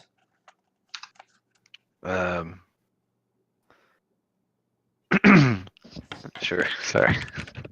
Been listening for so long, it's hard to get my voice going. Yeah, I was, abandoned by my snake mother and apparently normal human father. And people tried to take care of me, but apparently animals kept coming around, and so they treated me cursed or something. And so I found was it the orc thing first? It was, right? Yeah. But she sort of pauses you for a moment and says, animals are... I mean, I suppose that does make sense of Gmork and Matilda, and what was the name of the octopus again? Terry. Terry. Terry was fun. Oh yes. But anyways, you were saying. I'm sorry, I interrupted. So I found myself in the forest, living with orcs, and for a while, and then me and old Crow, we were gonna kill each other. So I left and I met a was it a dwarf? No. Gnome. I met a gnome. Okay, so stop you again. You're saying you didn't get along with the Orog. I'm so surprised. Well, we did, but we didn't, and I don't know. Anywho, so what? You wandered into the gnome territory then? Yeah, I met a gnome named Beezus, and she introduced me to the gnome salts. Oh, interesting. Do you know where she found out about them? Oh, it was many. She was trying all kinds of stuff. She looks at you and says, "Is that stuff okay?" I mean, it's great for getting away. Are you able to come back here? Unfortunately, I can't return. She laughs, sort of shakes her head and says, "Well, suppose that makes some amount of sense." She takes a drink and says, "Honestly, I might do better for myself if I could relax a little bit more, but..." And she pauses for a moment and says, "I think there's a large part of me that's just angry, if that makes sense. Struggling to put it all into words, but I just see things and I think it's not how the world should be, and I want to fix it, right? I don't know."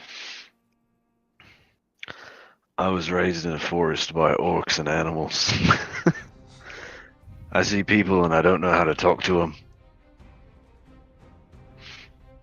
She looks up and says, "Well, I guess we all have our thing then." I met my mother. How long ago was that?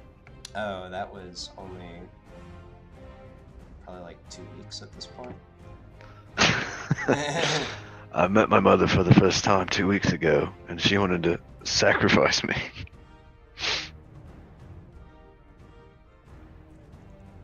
You really do have a way of... And she thinks for a moment. I want to say drawing the short straw, but really it's more the weird straw. Yeah, you know, I reversed the whole sacrifice or sacrificee roles, and unfortunately had to kill me mom. That's rough. Well, she was, you know, mean as a snake, and I she's mean, gone. Matilda seemed nice enough. Oh, she was a hell of a gal. Yeah, right? And she looks down for a moment and thinks, and then raises her mug and says, "To the good snakes. May there be more of them."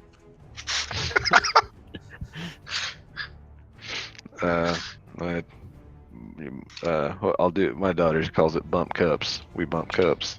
All right. You bump cups, you drink. Well,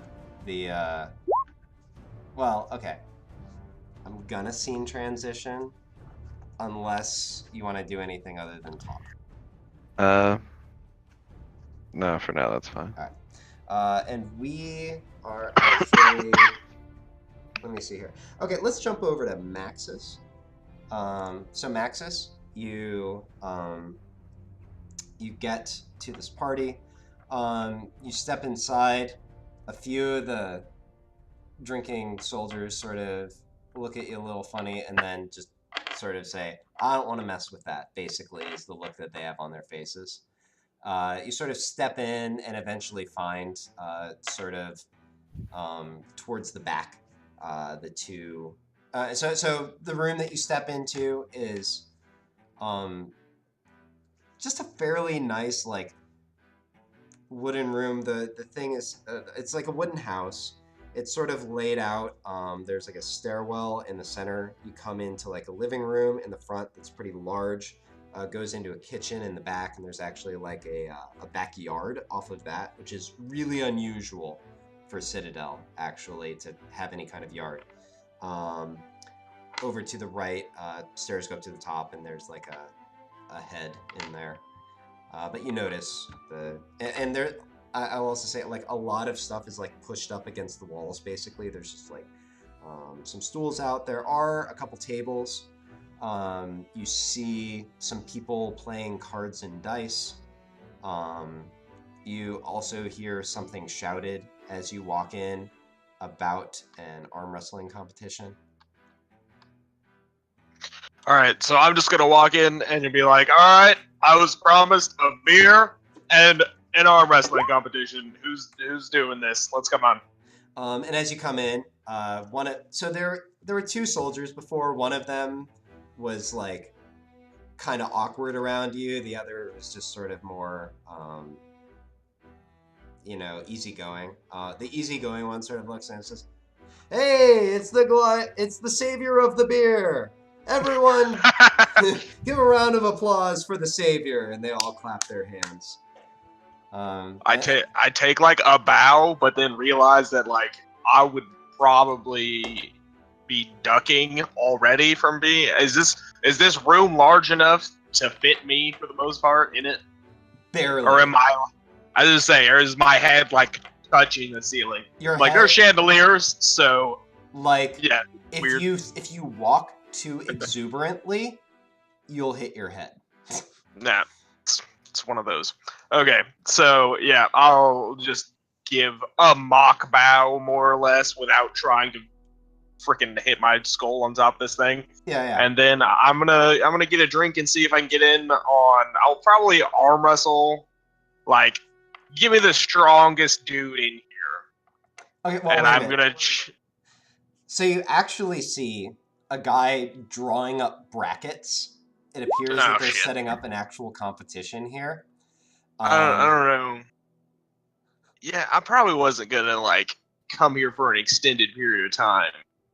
Namely because I have an entire keg of beer at the thing.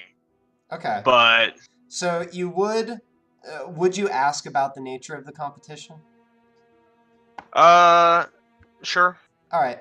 So you learn that this is drunk arm wrestling. So basically, they've got two bottles on the other side of the table. There is a bottle of extremely, extremely good whiskey. So, maybe some sort of, like, it'd be the equivalent of, like, a really good single malt scotch or something like that. And then they also have something that, like, that guy over there, like, tried distilling for himself, like, in a back room that didn't turn out so well. So basically the way this works is there will be a competition. Winner gets the good stuff, loser gets the bad stuff, winner advances. I'm real into this. All right. Okay. Hit me up with this thing. And I'm going to try real hard to not try to use these fucking bracers right now and then go into a fucking coma in this room. You guys won't find me for a week. All right. That's hysterical. All right. So we've got a 5-round competition on our hands. Your first opponent takes one look at you, and you just can see the defeat already in his eyes. But who knows? That's why you duke it out. Maybe he can find something within him. So it will be an athletics check. All right. Which I believe you have advantage on because of the bracers. Or no, you have proficiency. That's what it is. Yeah. All right. So I will roll his check. All right. 19. Yeah, you take him down with ease. And you get this hit, which again, this is essentially the perfect whiskey. Internet, forgive me. I am not great at describing alcohol, but I will try. It's got that nice bite, that nice little bit of smokiness, definitely some peat, but also just some nice spice flavor in there. And it just lingers for a very long time. It sort of burns on the back of your throat in a very satisfying way. That's the good shit. All right, Stubby, let's see you take this shot right now. And you watch as he like sighs dejectedly, throws it back, and then sort of gives that like mini seizure that you do when you're trying not to spit something up. His hand goes out to the table. You hear him swallow, and he sort of looks up at the sky, grimaces, and then slowly walks away. Did that look like that was foaming? All right, next one. All right. Go ahead and roll your next athletics check. All right. Where? There we go. All right. So this guy definitely looked stronger than that other one. You know, sort of just like what you would expect out of a member of the city guard. He approaches with at least a glimmer of hope in his eye, and you watch as that glimmer of hope is immediately destroyed as you take him down to the table, and he grumbles something about uninvited guests. And just before he slams back his drink, and you just hear him sort of and walk away. Let me see here. Yeah, you haven't had enough to make me want to make you do a con save or anything like that. All right, next round. Competition getting a bit more fierce. Oh, shit. Oh, shit. All right. That was a close one. Whew. All right, so this guy, you can see some muscles on this guy, and he comes up, sort of cracks his shoulders a little bit and steps down. And as you start the competition, you actually, for the first time, there's a little bit of resistance on this one. You don't just immediately plow him down. But then you remember, oh, I was probably actually going to have to start trying at some point. And you slam him down to the table. He sighs, claps you on the shoulder, says, well done. Does what needs to be done. All right. Next round. Well, I just say I think it's literally impossible for me to lose this one, unfortunately. But that's hysterical. Yep. So similar story to before. This guy is very strong, but you can tell that he kind of doesn't understand sort of the biomechanics of what he's doing, and so you just get that leverage on him, immediately slam him down. Similar story. All right. For this next one, I'm gonna dip it. Can I dip into my rage without causing a fucking storm around me? Because I don't think so. I feel like that might get me thrown out of this party, but I'm kind of okay with it. So. All right. Well, hold on a sec. I'm finding my rule book for this to see if this is in any way optional. Because I think if I rage, I get advantage on athletics. I don't think so. That doesn't sound familiar to me.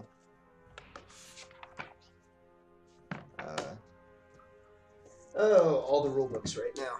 All right. It's because you're between your class and subclass, you're divided across two different rule books. So, to do barbarian. There we go. It gives you advantage on strength checks and strength saving throws. Oh, you're right. Athletics is a strength check. All right. Okay. So your opposite number in this case is actually a rather burly-looking half-orc. All right. You hadn't noticed him until like the competition started, but immediately as you were watching the others and sort of participating, you saw this going on. All right. I mean, Are you doing it? when I sit down and we're facing off, right? Yeah. So this dude's big, right? Yeah. So I'm just gonna be like, oh well, I should take this a little bit more seriously then, right? And hopefully he has some cocky response to that. But I mean, did you just say that out loud? Yeah, I said that to him. All right. And he'll just say, I'm not bad. That's all. That's it. All right. So I will dip into my rage. Obviously, I'm not shocking anyone right now. So once this starts, I'm gonna like hold him in the middle, even if I go like super hard, or like even if he just like scores a 4, I'm still gonna hold it right in the middle for a little bit, and then rage so it just starts going around me, and then I'm gonna put him on the table. Hopefully. So that is my plan. All right. So allow me to narrate the sequence of events here. So you lock arms and you start pushing against each other. He is pretty strong. I'll have us roll in a moment here, and you're just sort of sizing him up, sort of grinning at him a little bit, maybe. He's just stoic, just like not even really betraying effort, more so just like taking your measure as your arms push against each other. And then you decide now you unlock your rage. All the people around you sort of start and back off from you as like actual rain starts falling, like light rain, sort of like think Seattle mist kind of thing. And they sort of back off a bit. And when you do that, he grins back at you, and you see something flash in his eyes as well as he enters his rage. Yeah. All right, I'm in. All right. So his is going to be that. Didn't even need it, but oh well. Yeah. All right. He mustered a 19, but no more. And there's this moment where you're locked, and then you slam his hand down to the table.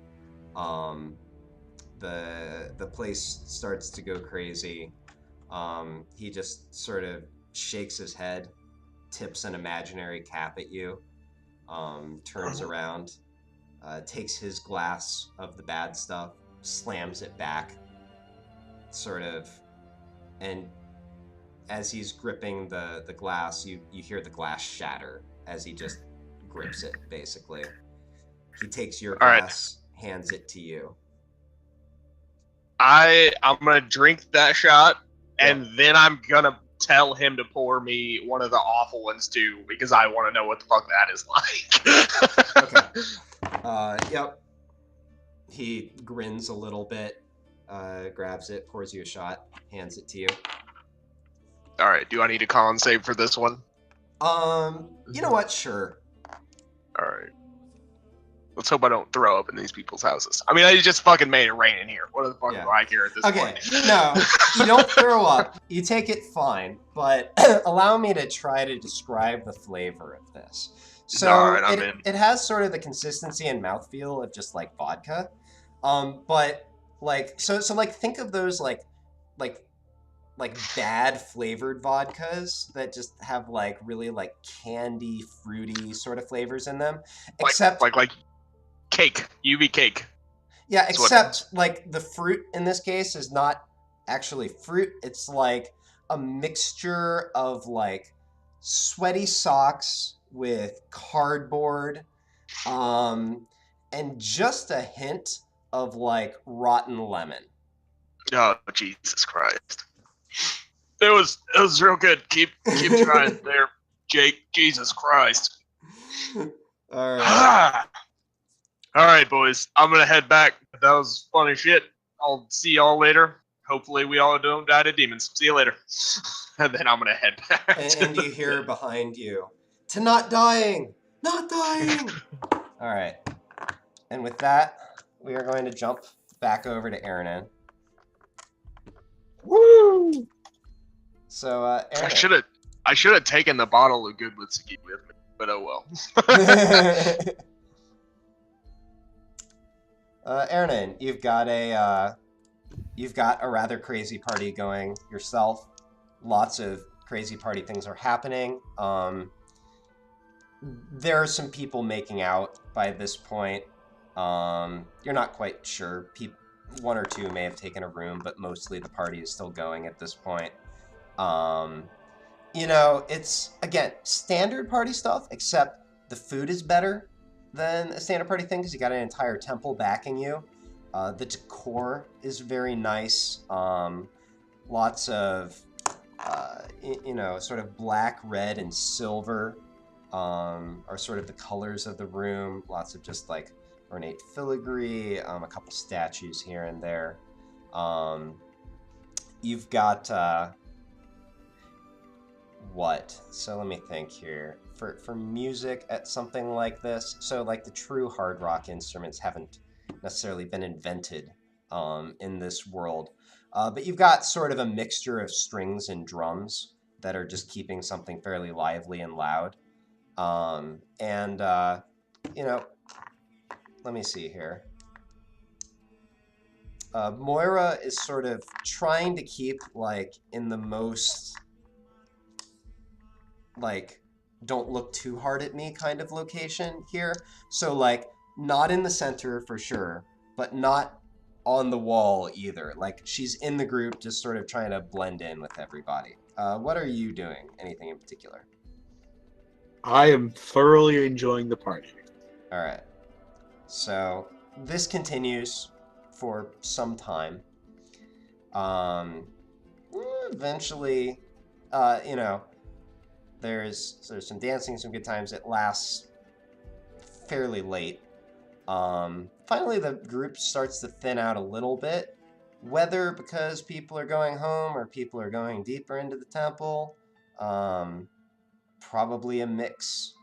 Let's be real. Time is now probably like, definitely after midnight, maybe closer to 1 in the morning by this point. Would you like to do anything in particular? I'm going to dance my way over to where Moira is. Okay, you do so. Having fun yet? She sighs and sort of stops for a little bit and says, "Things were so tense around the castle, I thought I was going to explode. This is great. Thanks." My pleasure. I dance with her. All right, cool. All right. So as not to make this too awkward for you, are you trying to take this towards the end? Yes. That things like this sometimes go? All right. Yes. So we don't have to act that out.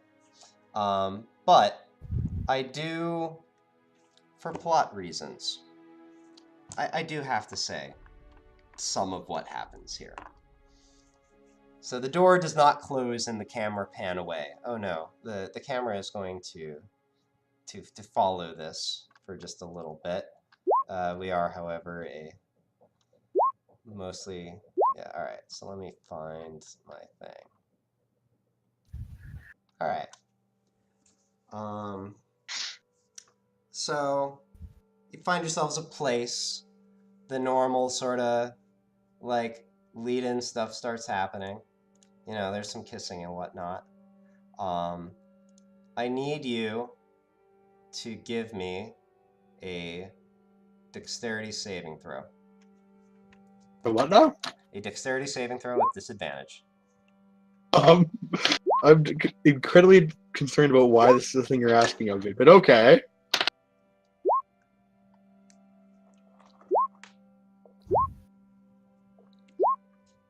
That's a 4. That's a 4. That's interesting. I'm not a dexterous man. All right. So, do you know what a rope of entanglement is? Vaguely. Yeah. So, I mean, like, you know. I mean, I'm down. Yeah. You're doing your thing. And it turns out, Moira likes it rough. I'm down. Turns out, I think the technical term for it is actually not sadism, but sexual hyperdominance. I did a little bit of research in preparation for this episode. Sure. So internet, allow me What to was the climax of the That's research? not gonna be a joke for the next month now. Allow me to tell you about my research, internet.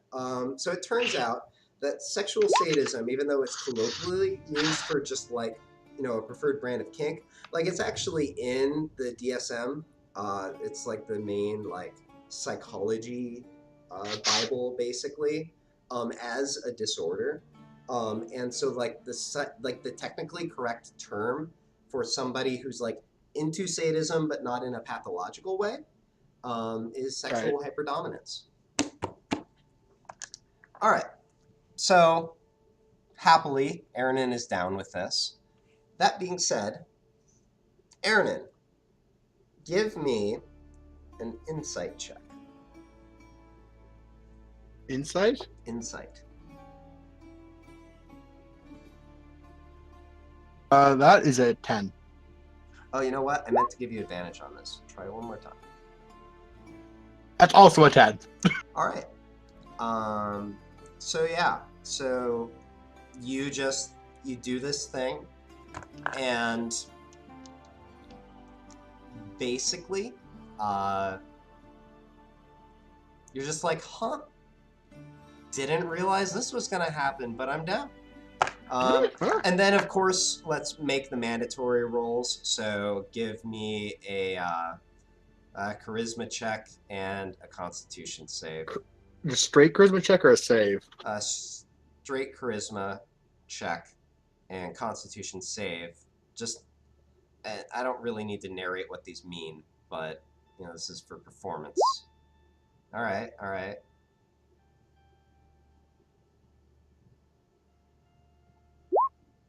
Okay, so pretty good is where I'll leave it. And with that, I'm going to jump back back over to our inn. So now it's getting to be sort of properly night. Let me see here. Yeah, so probably, given the way things went,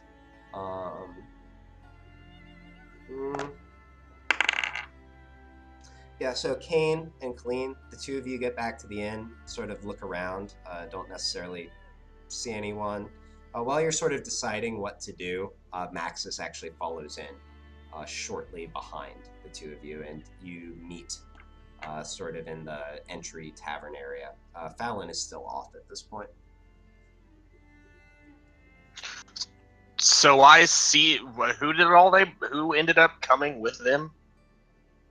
So Dwelig, Colleen's friend, is also there.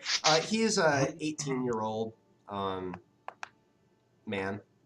I mean, like teenager. Help me get him smashed. Actually, yeah, he's about Kane's age, actually. Oh, fuck yeah. Alright. So, I got a surprise for you motherfuckers. Go find a table. And I'm gonna go up and get the cake. Okay, and as Maxis walks out, Dwelig looks over at you, older than me, and says, "He's with you?" Yeah. Bruh, he's older than me. Well, you've made some new friends since last time I saw you. He wasn't with your group that left from, oh wait, actually, no, he didn't, right, yeah. Oh. It's been quite an adventure. Yeah, I'll say. Where'd you meet him? Oh, it's the Temple of Venice. Or, yes, inside the Temple of Venice. We go to the Tavern Keep. Which is ironic as cool. shit for me being a barbarian. So, when you say the temple, do you mean the tower? Yes. No. Oh, okay. You seem awfully cagey, Colleen. Are you okay? I don't know what you're talking about. And at this point, I slam an entire keg on the table. I was like, I got a free keg today. Let's drink, motherfuckers. Oh, I was at the barkeep getting lots of shots. Wait, what? Oh, okay. And you, Kane, give me an insight check.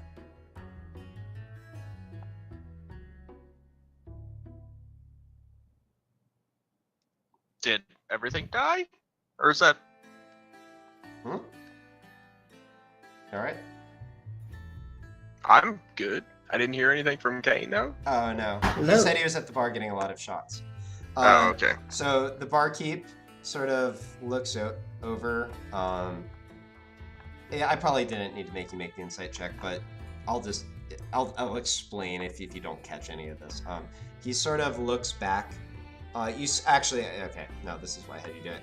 You see him sort of looking suspiciously out into the area, and you sort of follow his gaze straight to Maxis's keg, and you sort of piece together the barkeep might not be super happy about all the BYOB going on here. It'll be Now, I'll just rent some glasses from him. Rent? Okay. Okay. So what do you actually say to him then? As I see him do that, I was like, I'll just say it like that. It's like, yeah, why don't I just rent some glasses from you? He nods and says, For the table does space and whatnot. Yeah, he does some quick mental math, and he says, 2 gold each. And lots of shots. Right, so it adds some more. So what? Looks like your night's gonna run you. Let me think here. 18 gold. Okay. Okay. Yeah, he forks everything over, and his eyes mysteriously overlook your group. Going forward. All right, Kane comes back with what kind of drink were you getting, Kane? Like, what kind of spirit would you be trying to pick up? I'm trying to get what's his face smashed. Dweelig? Okay. So He's older than Kane apparently too. So probably like some sort of like very high ABV whiskey or something like that. Yeah. All right. So you come back with, so you probably picked to like maximize the alcohol to gold ratio, is what I'm gonna guess here. So you come back with some stuff, and It's just straight fucking moonshine. and Dweelig looks over at Clean and says, well, this is going to be the most alcohol I've ever had in my life. Let's do this. Attaboy. All right. Are we playing dice or cards or both? I've got cards. Cards. I'm awful at them, but I am awful at gambling. It's not a new thing. Let's do this. All right. Let me see here. So everybody I think I've been allowing deception, insight, or investigation. So any of those you can make again.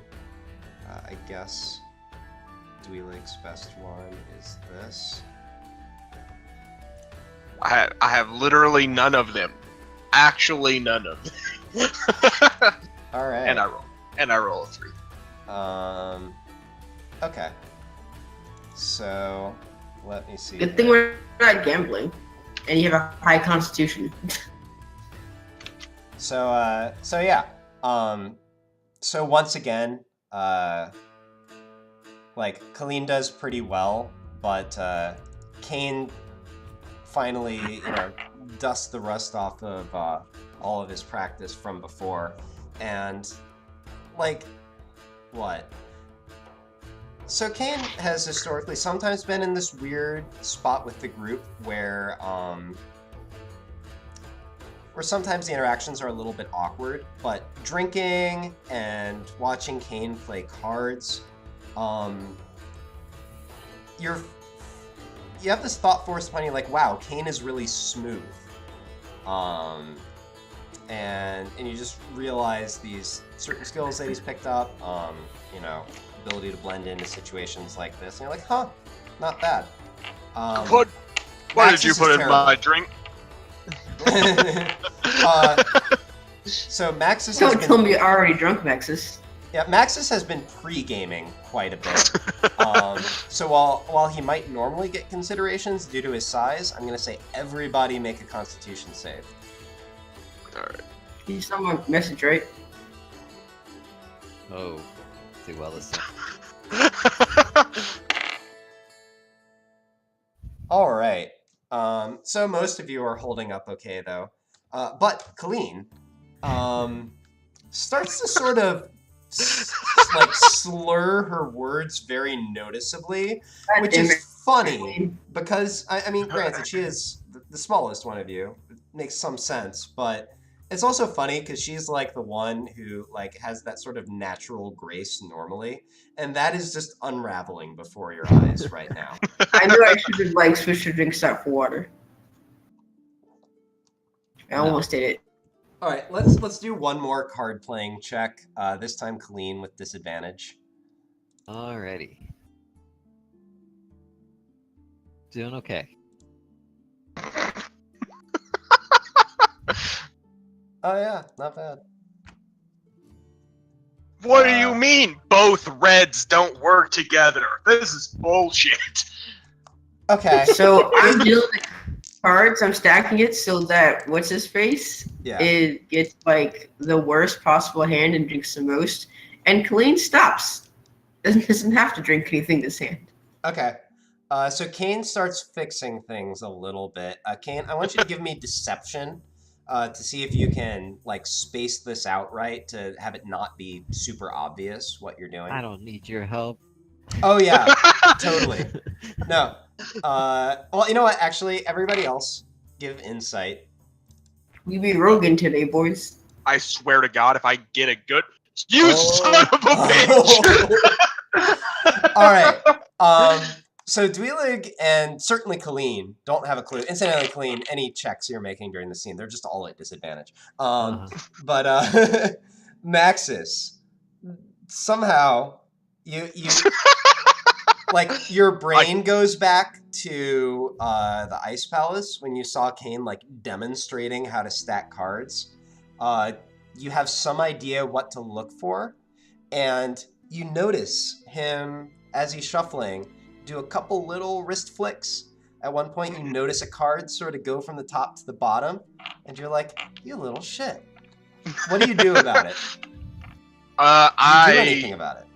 I pay all of this gold that I'm losing with his money. Well, wait.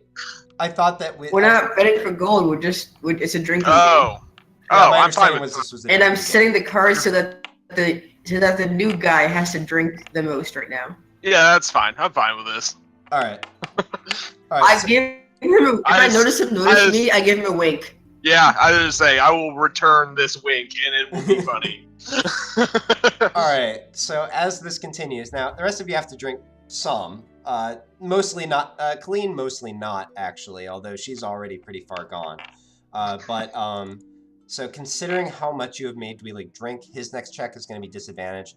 Colleen, I was basically going to waive your check, but you passed it for what it's worth. Wanted to try. Dweelig. We got close on that one.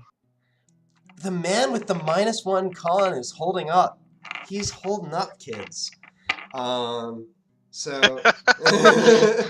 So yeah, he's a little wobbly with all that you've gotten him to do, but it's not much worse than loose. Still. Really? keeping Are we gonna be able to conversation. get you back home? Did they close the gates? Or there are still some guys out there that will let us through? He sort of waves his hand. There's a door they can let me through.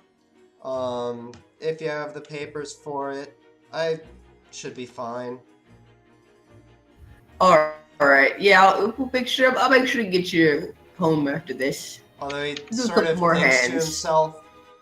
Then again, let me have him do one more. Actually, no. He makes sense. On the other hand, and he sort of like makes some experimental motions. I have been drinking quite a bit. I don't know if I should walk back at this point. Yeah, we'll Can do I a couple crash with you more hands, guys? see how you feel.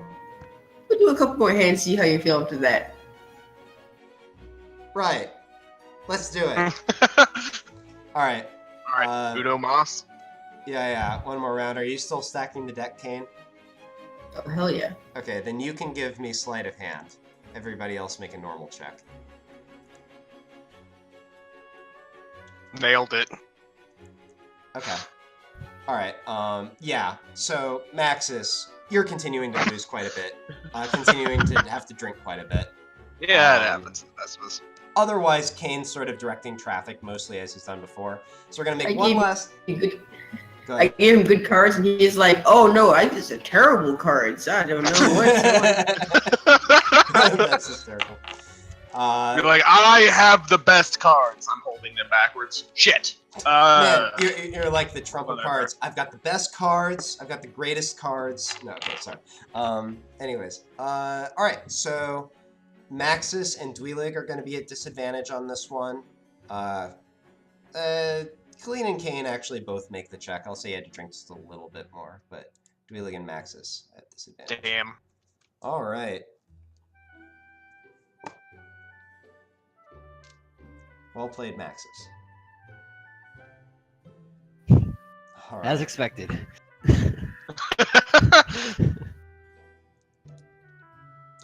So Colleen passes out. That's fair. That's the second check. She's Failed. supposed to be winning these hands, and not having to drink. That's how I'm trying to stack this shit because she's the one that's gonna get. Colleen was here. She had just a little bit more during all this, and that put her here.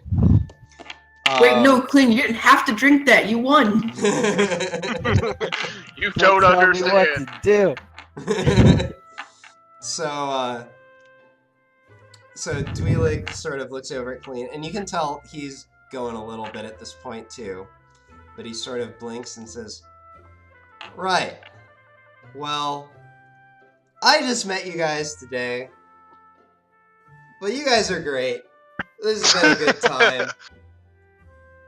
All right. I So think, and at this point, actually, Fallon, you and Anya walk in as this unfamiliar, very young man is sort of gesticulating and making this speech in the general direction of the other three.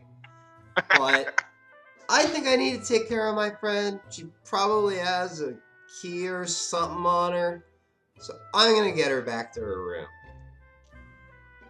And with this, Fallon and Anya, you're just sort of like standing near the conversation and watching.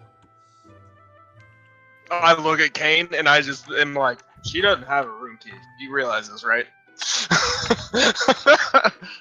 So Casey, just run back. What all was in his pockets before again? No pieces of paper or any keys or anything, right? Correct. I mean, like, there might. Well, actually, let me think here. Actually, there would be like a little bundle of parchment. Would you be able to actually tell with your ring if there was writing on it? You know what? It's up to you, really. I will allow. That's up to you. I'll allow that you actually probably could. You could at least focus enough to determine like if there was writing on it or not. It'd probably be pretty hard to read. But you can see it's like blank parchment, basically. So he's just got like supplies on it. And in terms of keys, he does have a few keys, just like the other shopkeeper. Why did you have to get hammered, Kaleem? I don't know that any of the shenanigans is going on, but I will be like, Kane, just do something with him. Make sure he doesn't, I don't know, die or something. And I am gonna pick Colleen up, and then I'm gonna be like, don't worry about it, Tiger. I'll take her to her room. It's not a big deal. And then... Well, wait a minute. So as you move to do that, he's like, wait a minute, no, they should have given her a room key. And he starts, like, actually searching through Colleen's, like, pack and pockets and stuff. Yo, I just kind of trip him up as most dudes do that. I just pull a hand out and I'm like, nope, Kane, let this happen. Wait, no, see, we're sharing rooms, as you see, to save some costs. So I thought Colleen had her own room. Did Colleen not have her own room? Dude, Colleen does not have a room. I'm in Max's room. Oh, you are? Yeah. Oh, I didn't catch that. Alright, so you sort of search through and says, I don't see anything. One of you have a room key? Kinda. Here, it's not that long a walk. I can help you get back to the to your place. You know what? Just in case you fail this, give me a persuasion check with advantage. I'm apparently unconscious, so I might have words.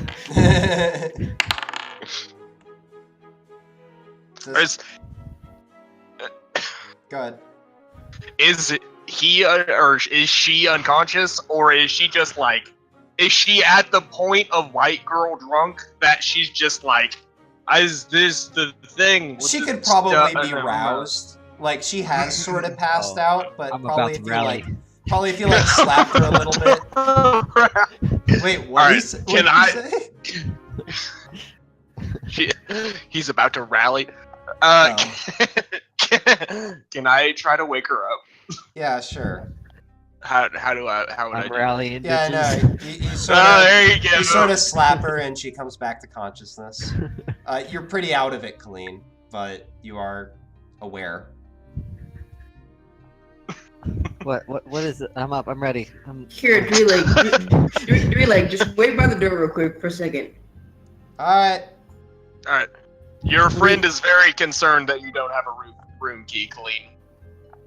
Colleen, can you cast spells? What are you talking about? I have got a room. I'm with that one, the big one.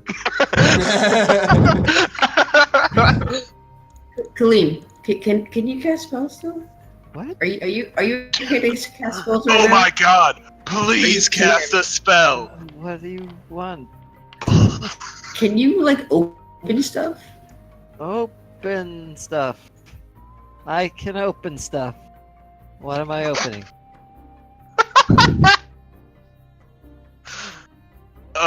This is gonna be good. So is Kan's gonna take out a coin and flip it. Is Fallon just watching all of this train wreck happen? Just standing at the door like, Honestly, I would prefer that I take some part. I'm trying to... Never mind, Colleen, just go to bed.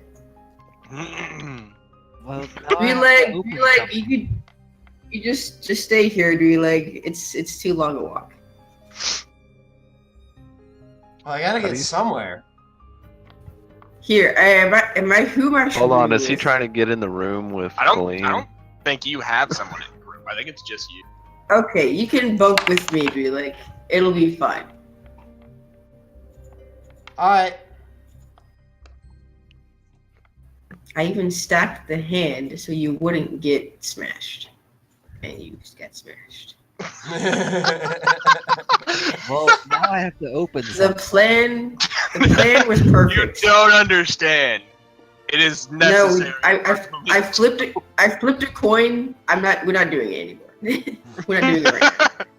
I'm not taking you on a heist while you're just wrecked. Oh, she's good to go. She's rallying. Yeah, I'm good to go. I don't know what you're talking about. I'm fine. Kate's keeping this idea to himself. All right. So is everyone just sort of making their way back to their rooms for the night then? I assume. Is anyone doing otherwise? That was my plan with. Oh, and Ani. I am telling Fowlin about our free beer that's in the corner. As we go back. Okay. And I'm gonna probably look at the bartender and I'm gonna be like, you can have whatever's left. I don't know what's in it anymore. And then I'm gonna take Khalid upstairs. Is she able to walk, or am I literally carrying her? She's able to walk. She's kind of wobbly. You sort of Roll a watch her dexterity closely. saving throw, Khalid. You watch her pretty closely to make sure she doesn't just like spill on the floor or something. Oh God! I don't know. I think I have disadvantage on Not that a check. crit fail. I'll grant that you can walk, but Maxis maybe steadies you once or twice. A walking speed of 5. So, and by the way, Fallon, you observe as they all sort of leave, you sort of like lean over and take a look at this keg they've been drinking out of, and they've mostly drained it. With a little bit left. Well, maybe a couple drinks. I ask Anya if she wants a nightcap. She looks down at it. You know what? I'll just leave this to her a chance. She shrugs. Why not? I guess I'll get 2 glasses, mugs, whatever, and They're probably still on the table. drag them to the room. I guarantee they're still on the table. All right. We didn't clean up shit. And yeah, so the two of you have your nightcap as well.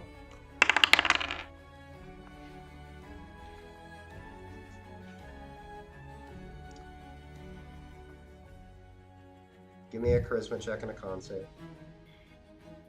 Okay, sorry I haven't opened my character sheet yet. Yeah. But I'm there You now. know what? I'm gonna do the same. Oh, just a straight charisma check Yeah, and a con save. and a con save. Yeah. By the way, I forgot to do this earlier Shit. due to factors that I'm not. We're gonna. Oh, come on. Alright, so. Here is Anya's.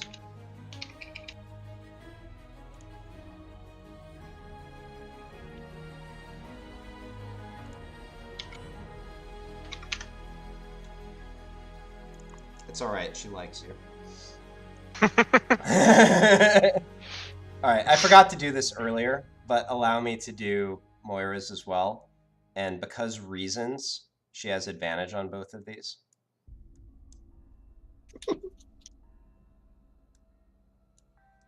So I think you had a 17 and a 20. She has a 21 yes. and a 12. So, you know, proclivities take it out of you, I guess. All right, and that is so we're gonna leave off with some very pleased people who some of Hold whom on, hold on. probably holding on. Also, I'm totally drawing dicks on his face.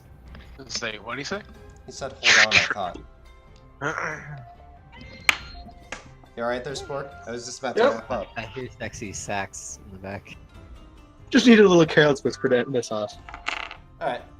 So yeah. So we leave off with some folks who've had a very good evening.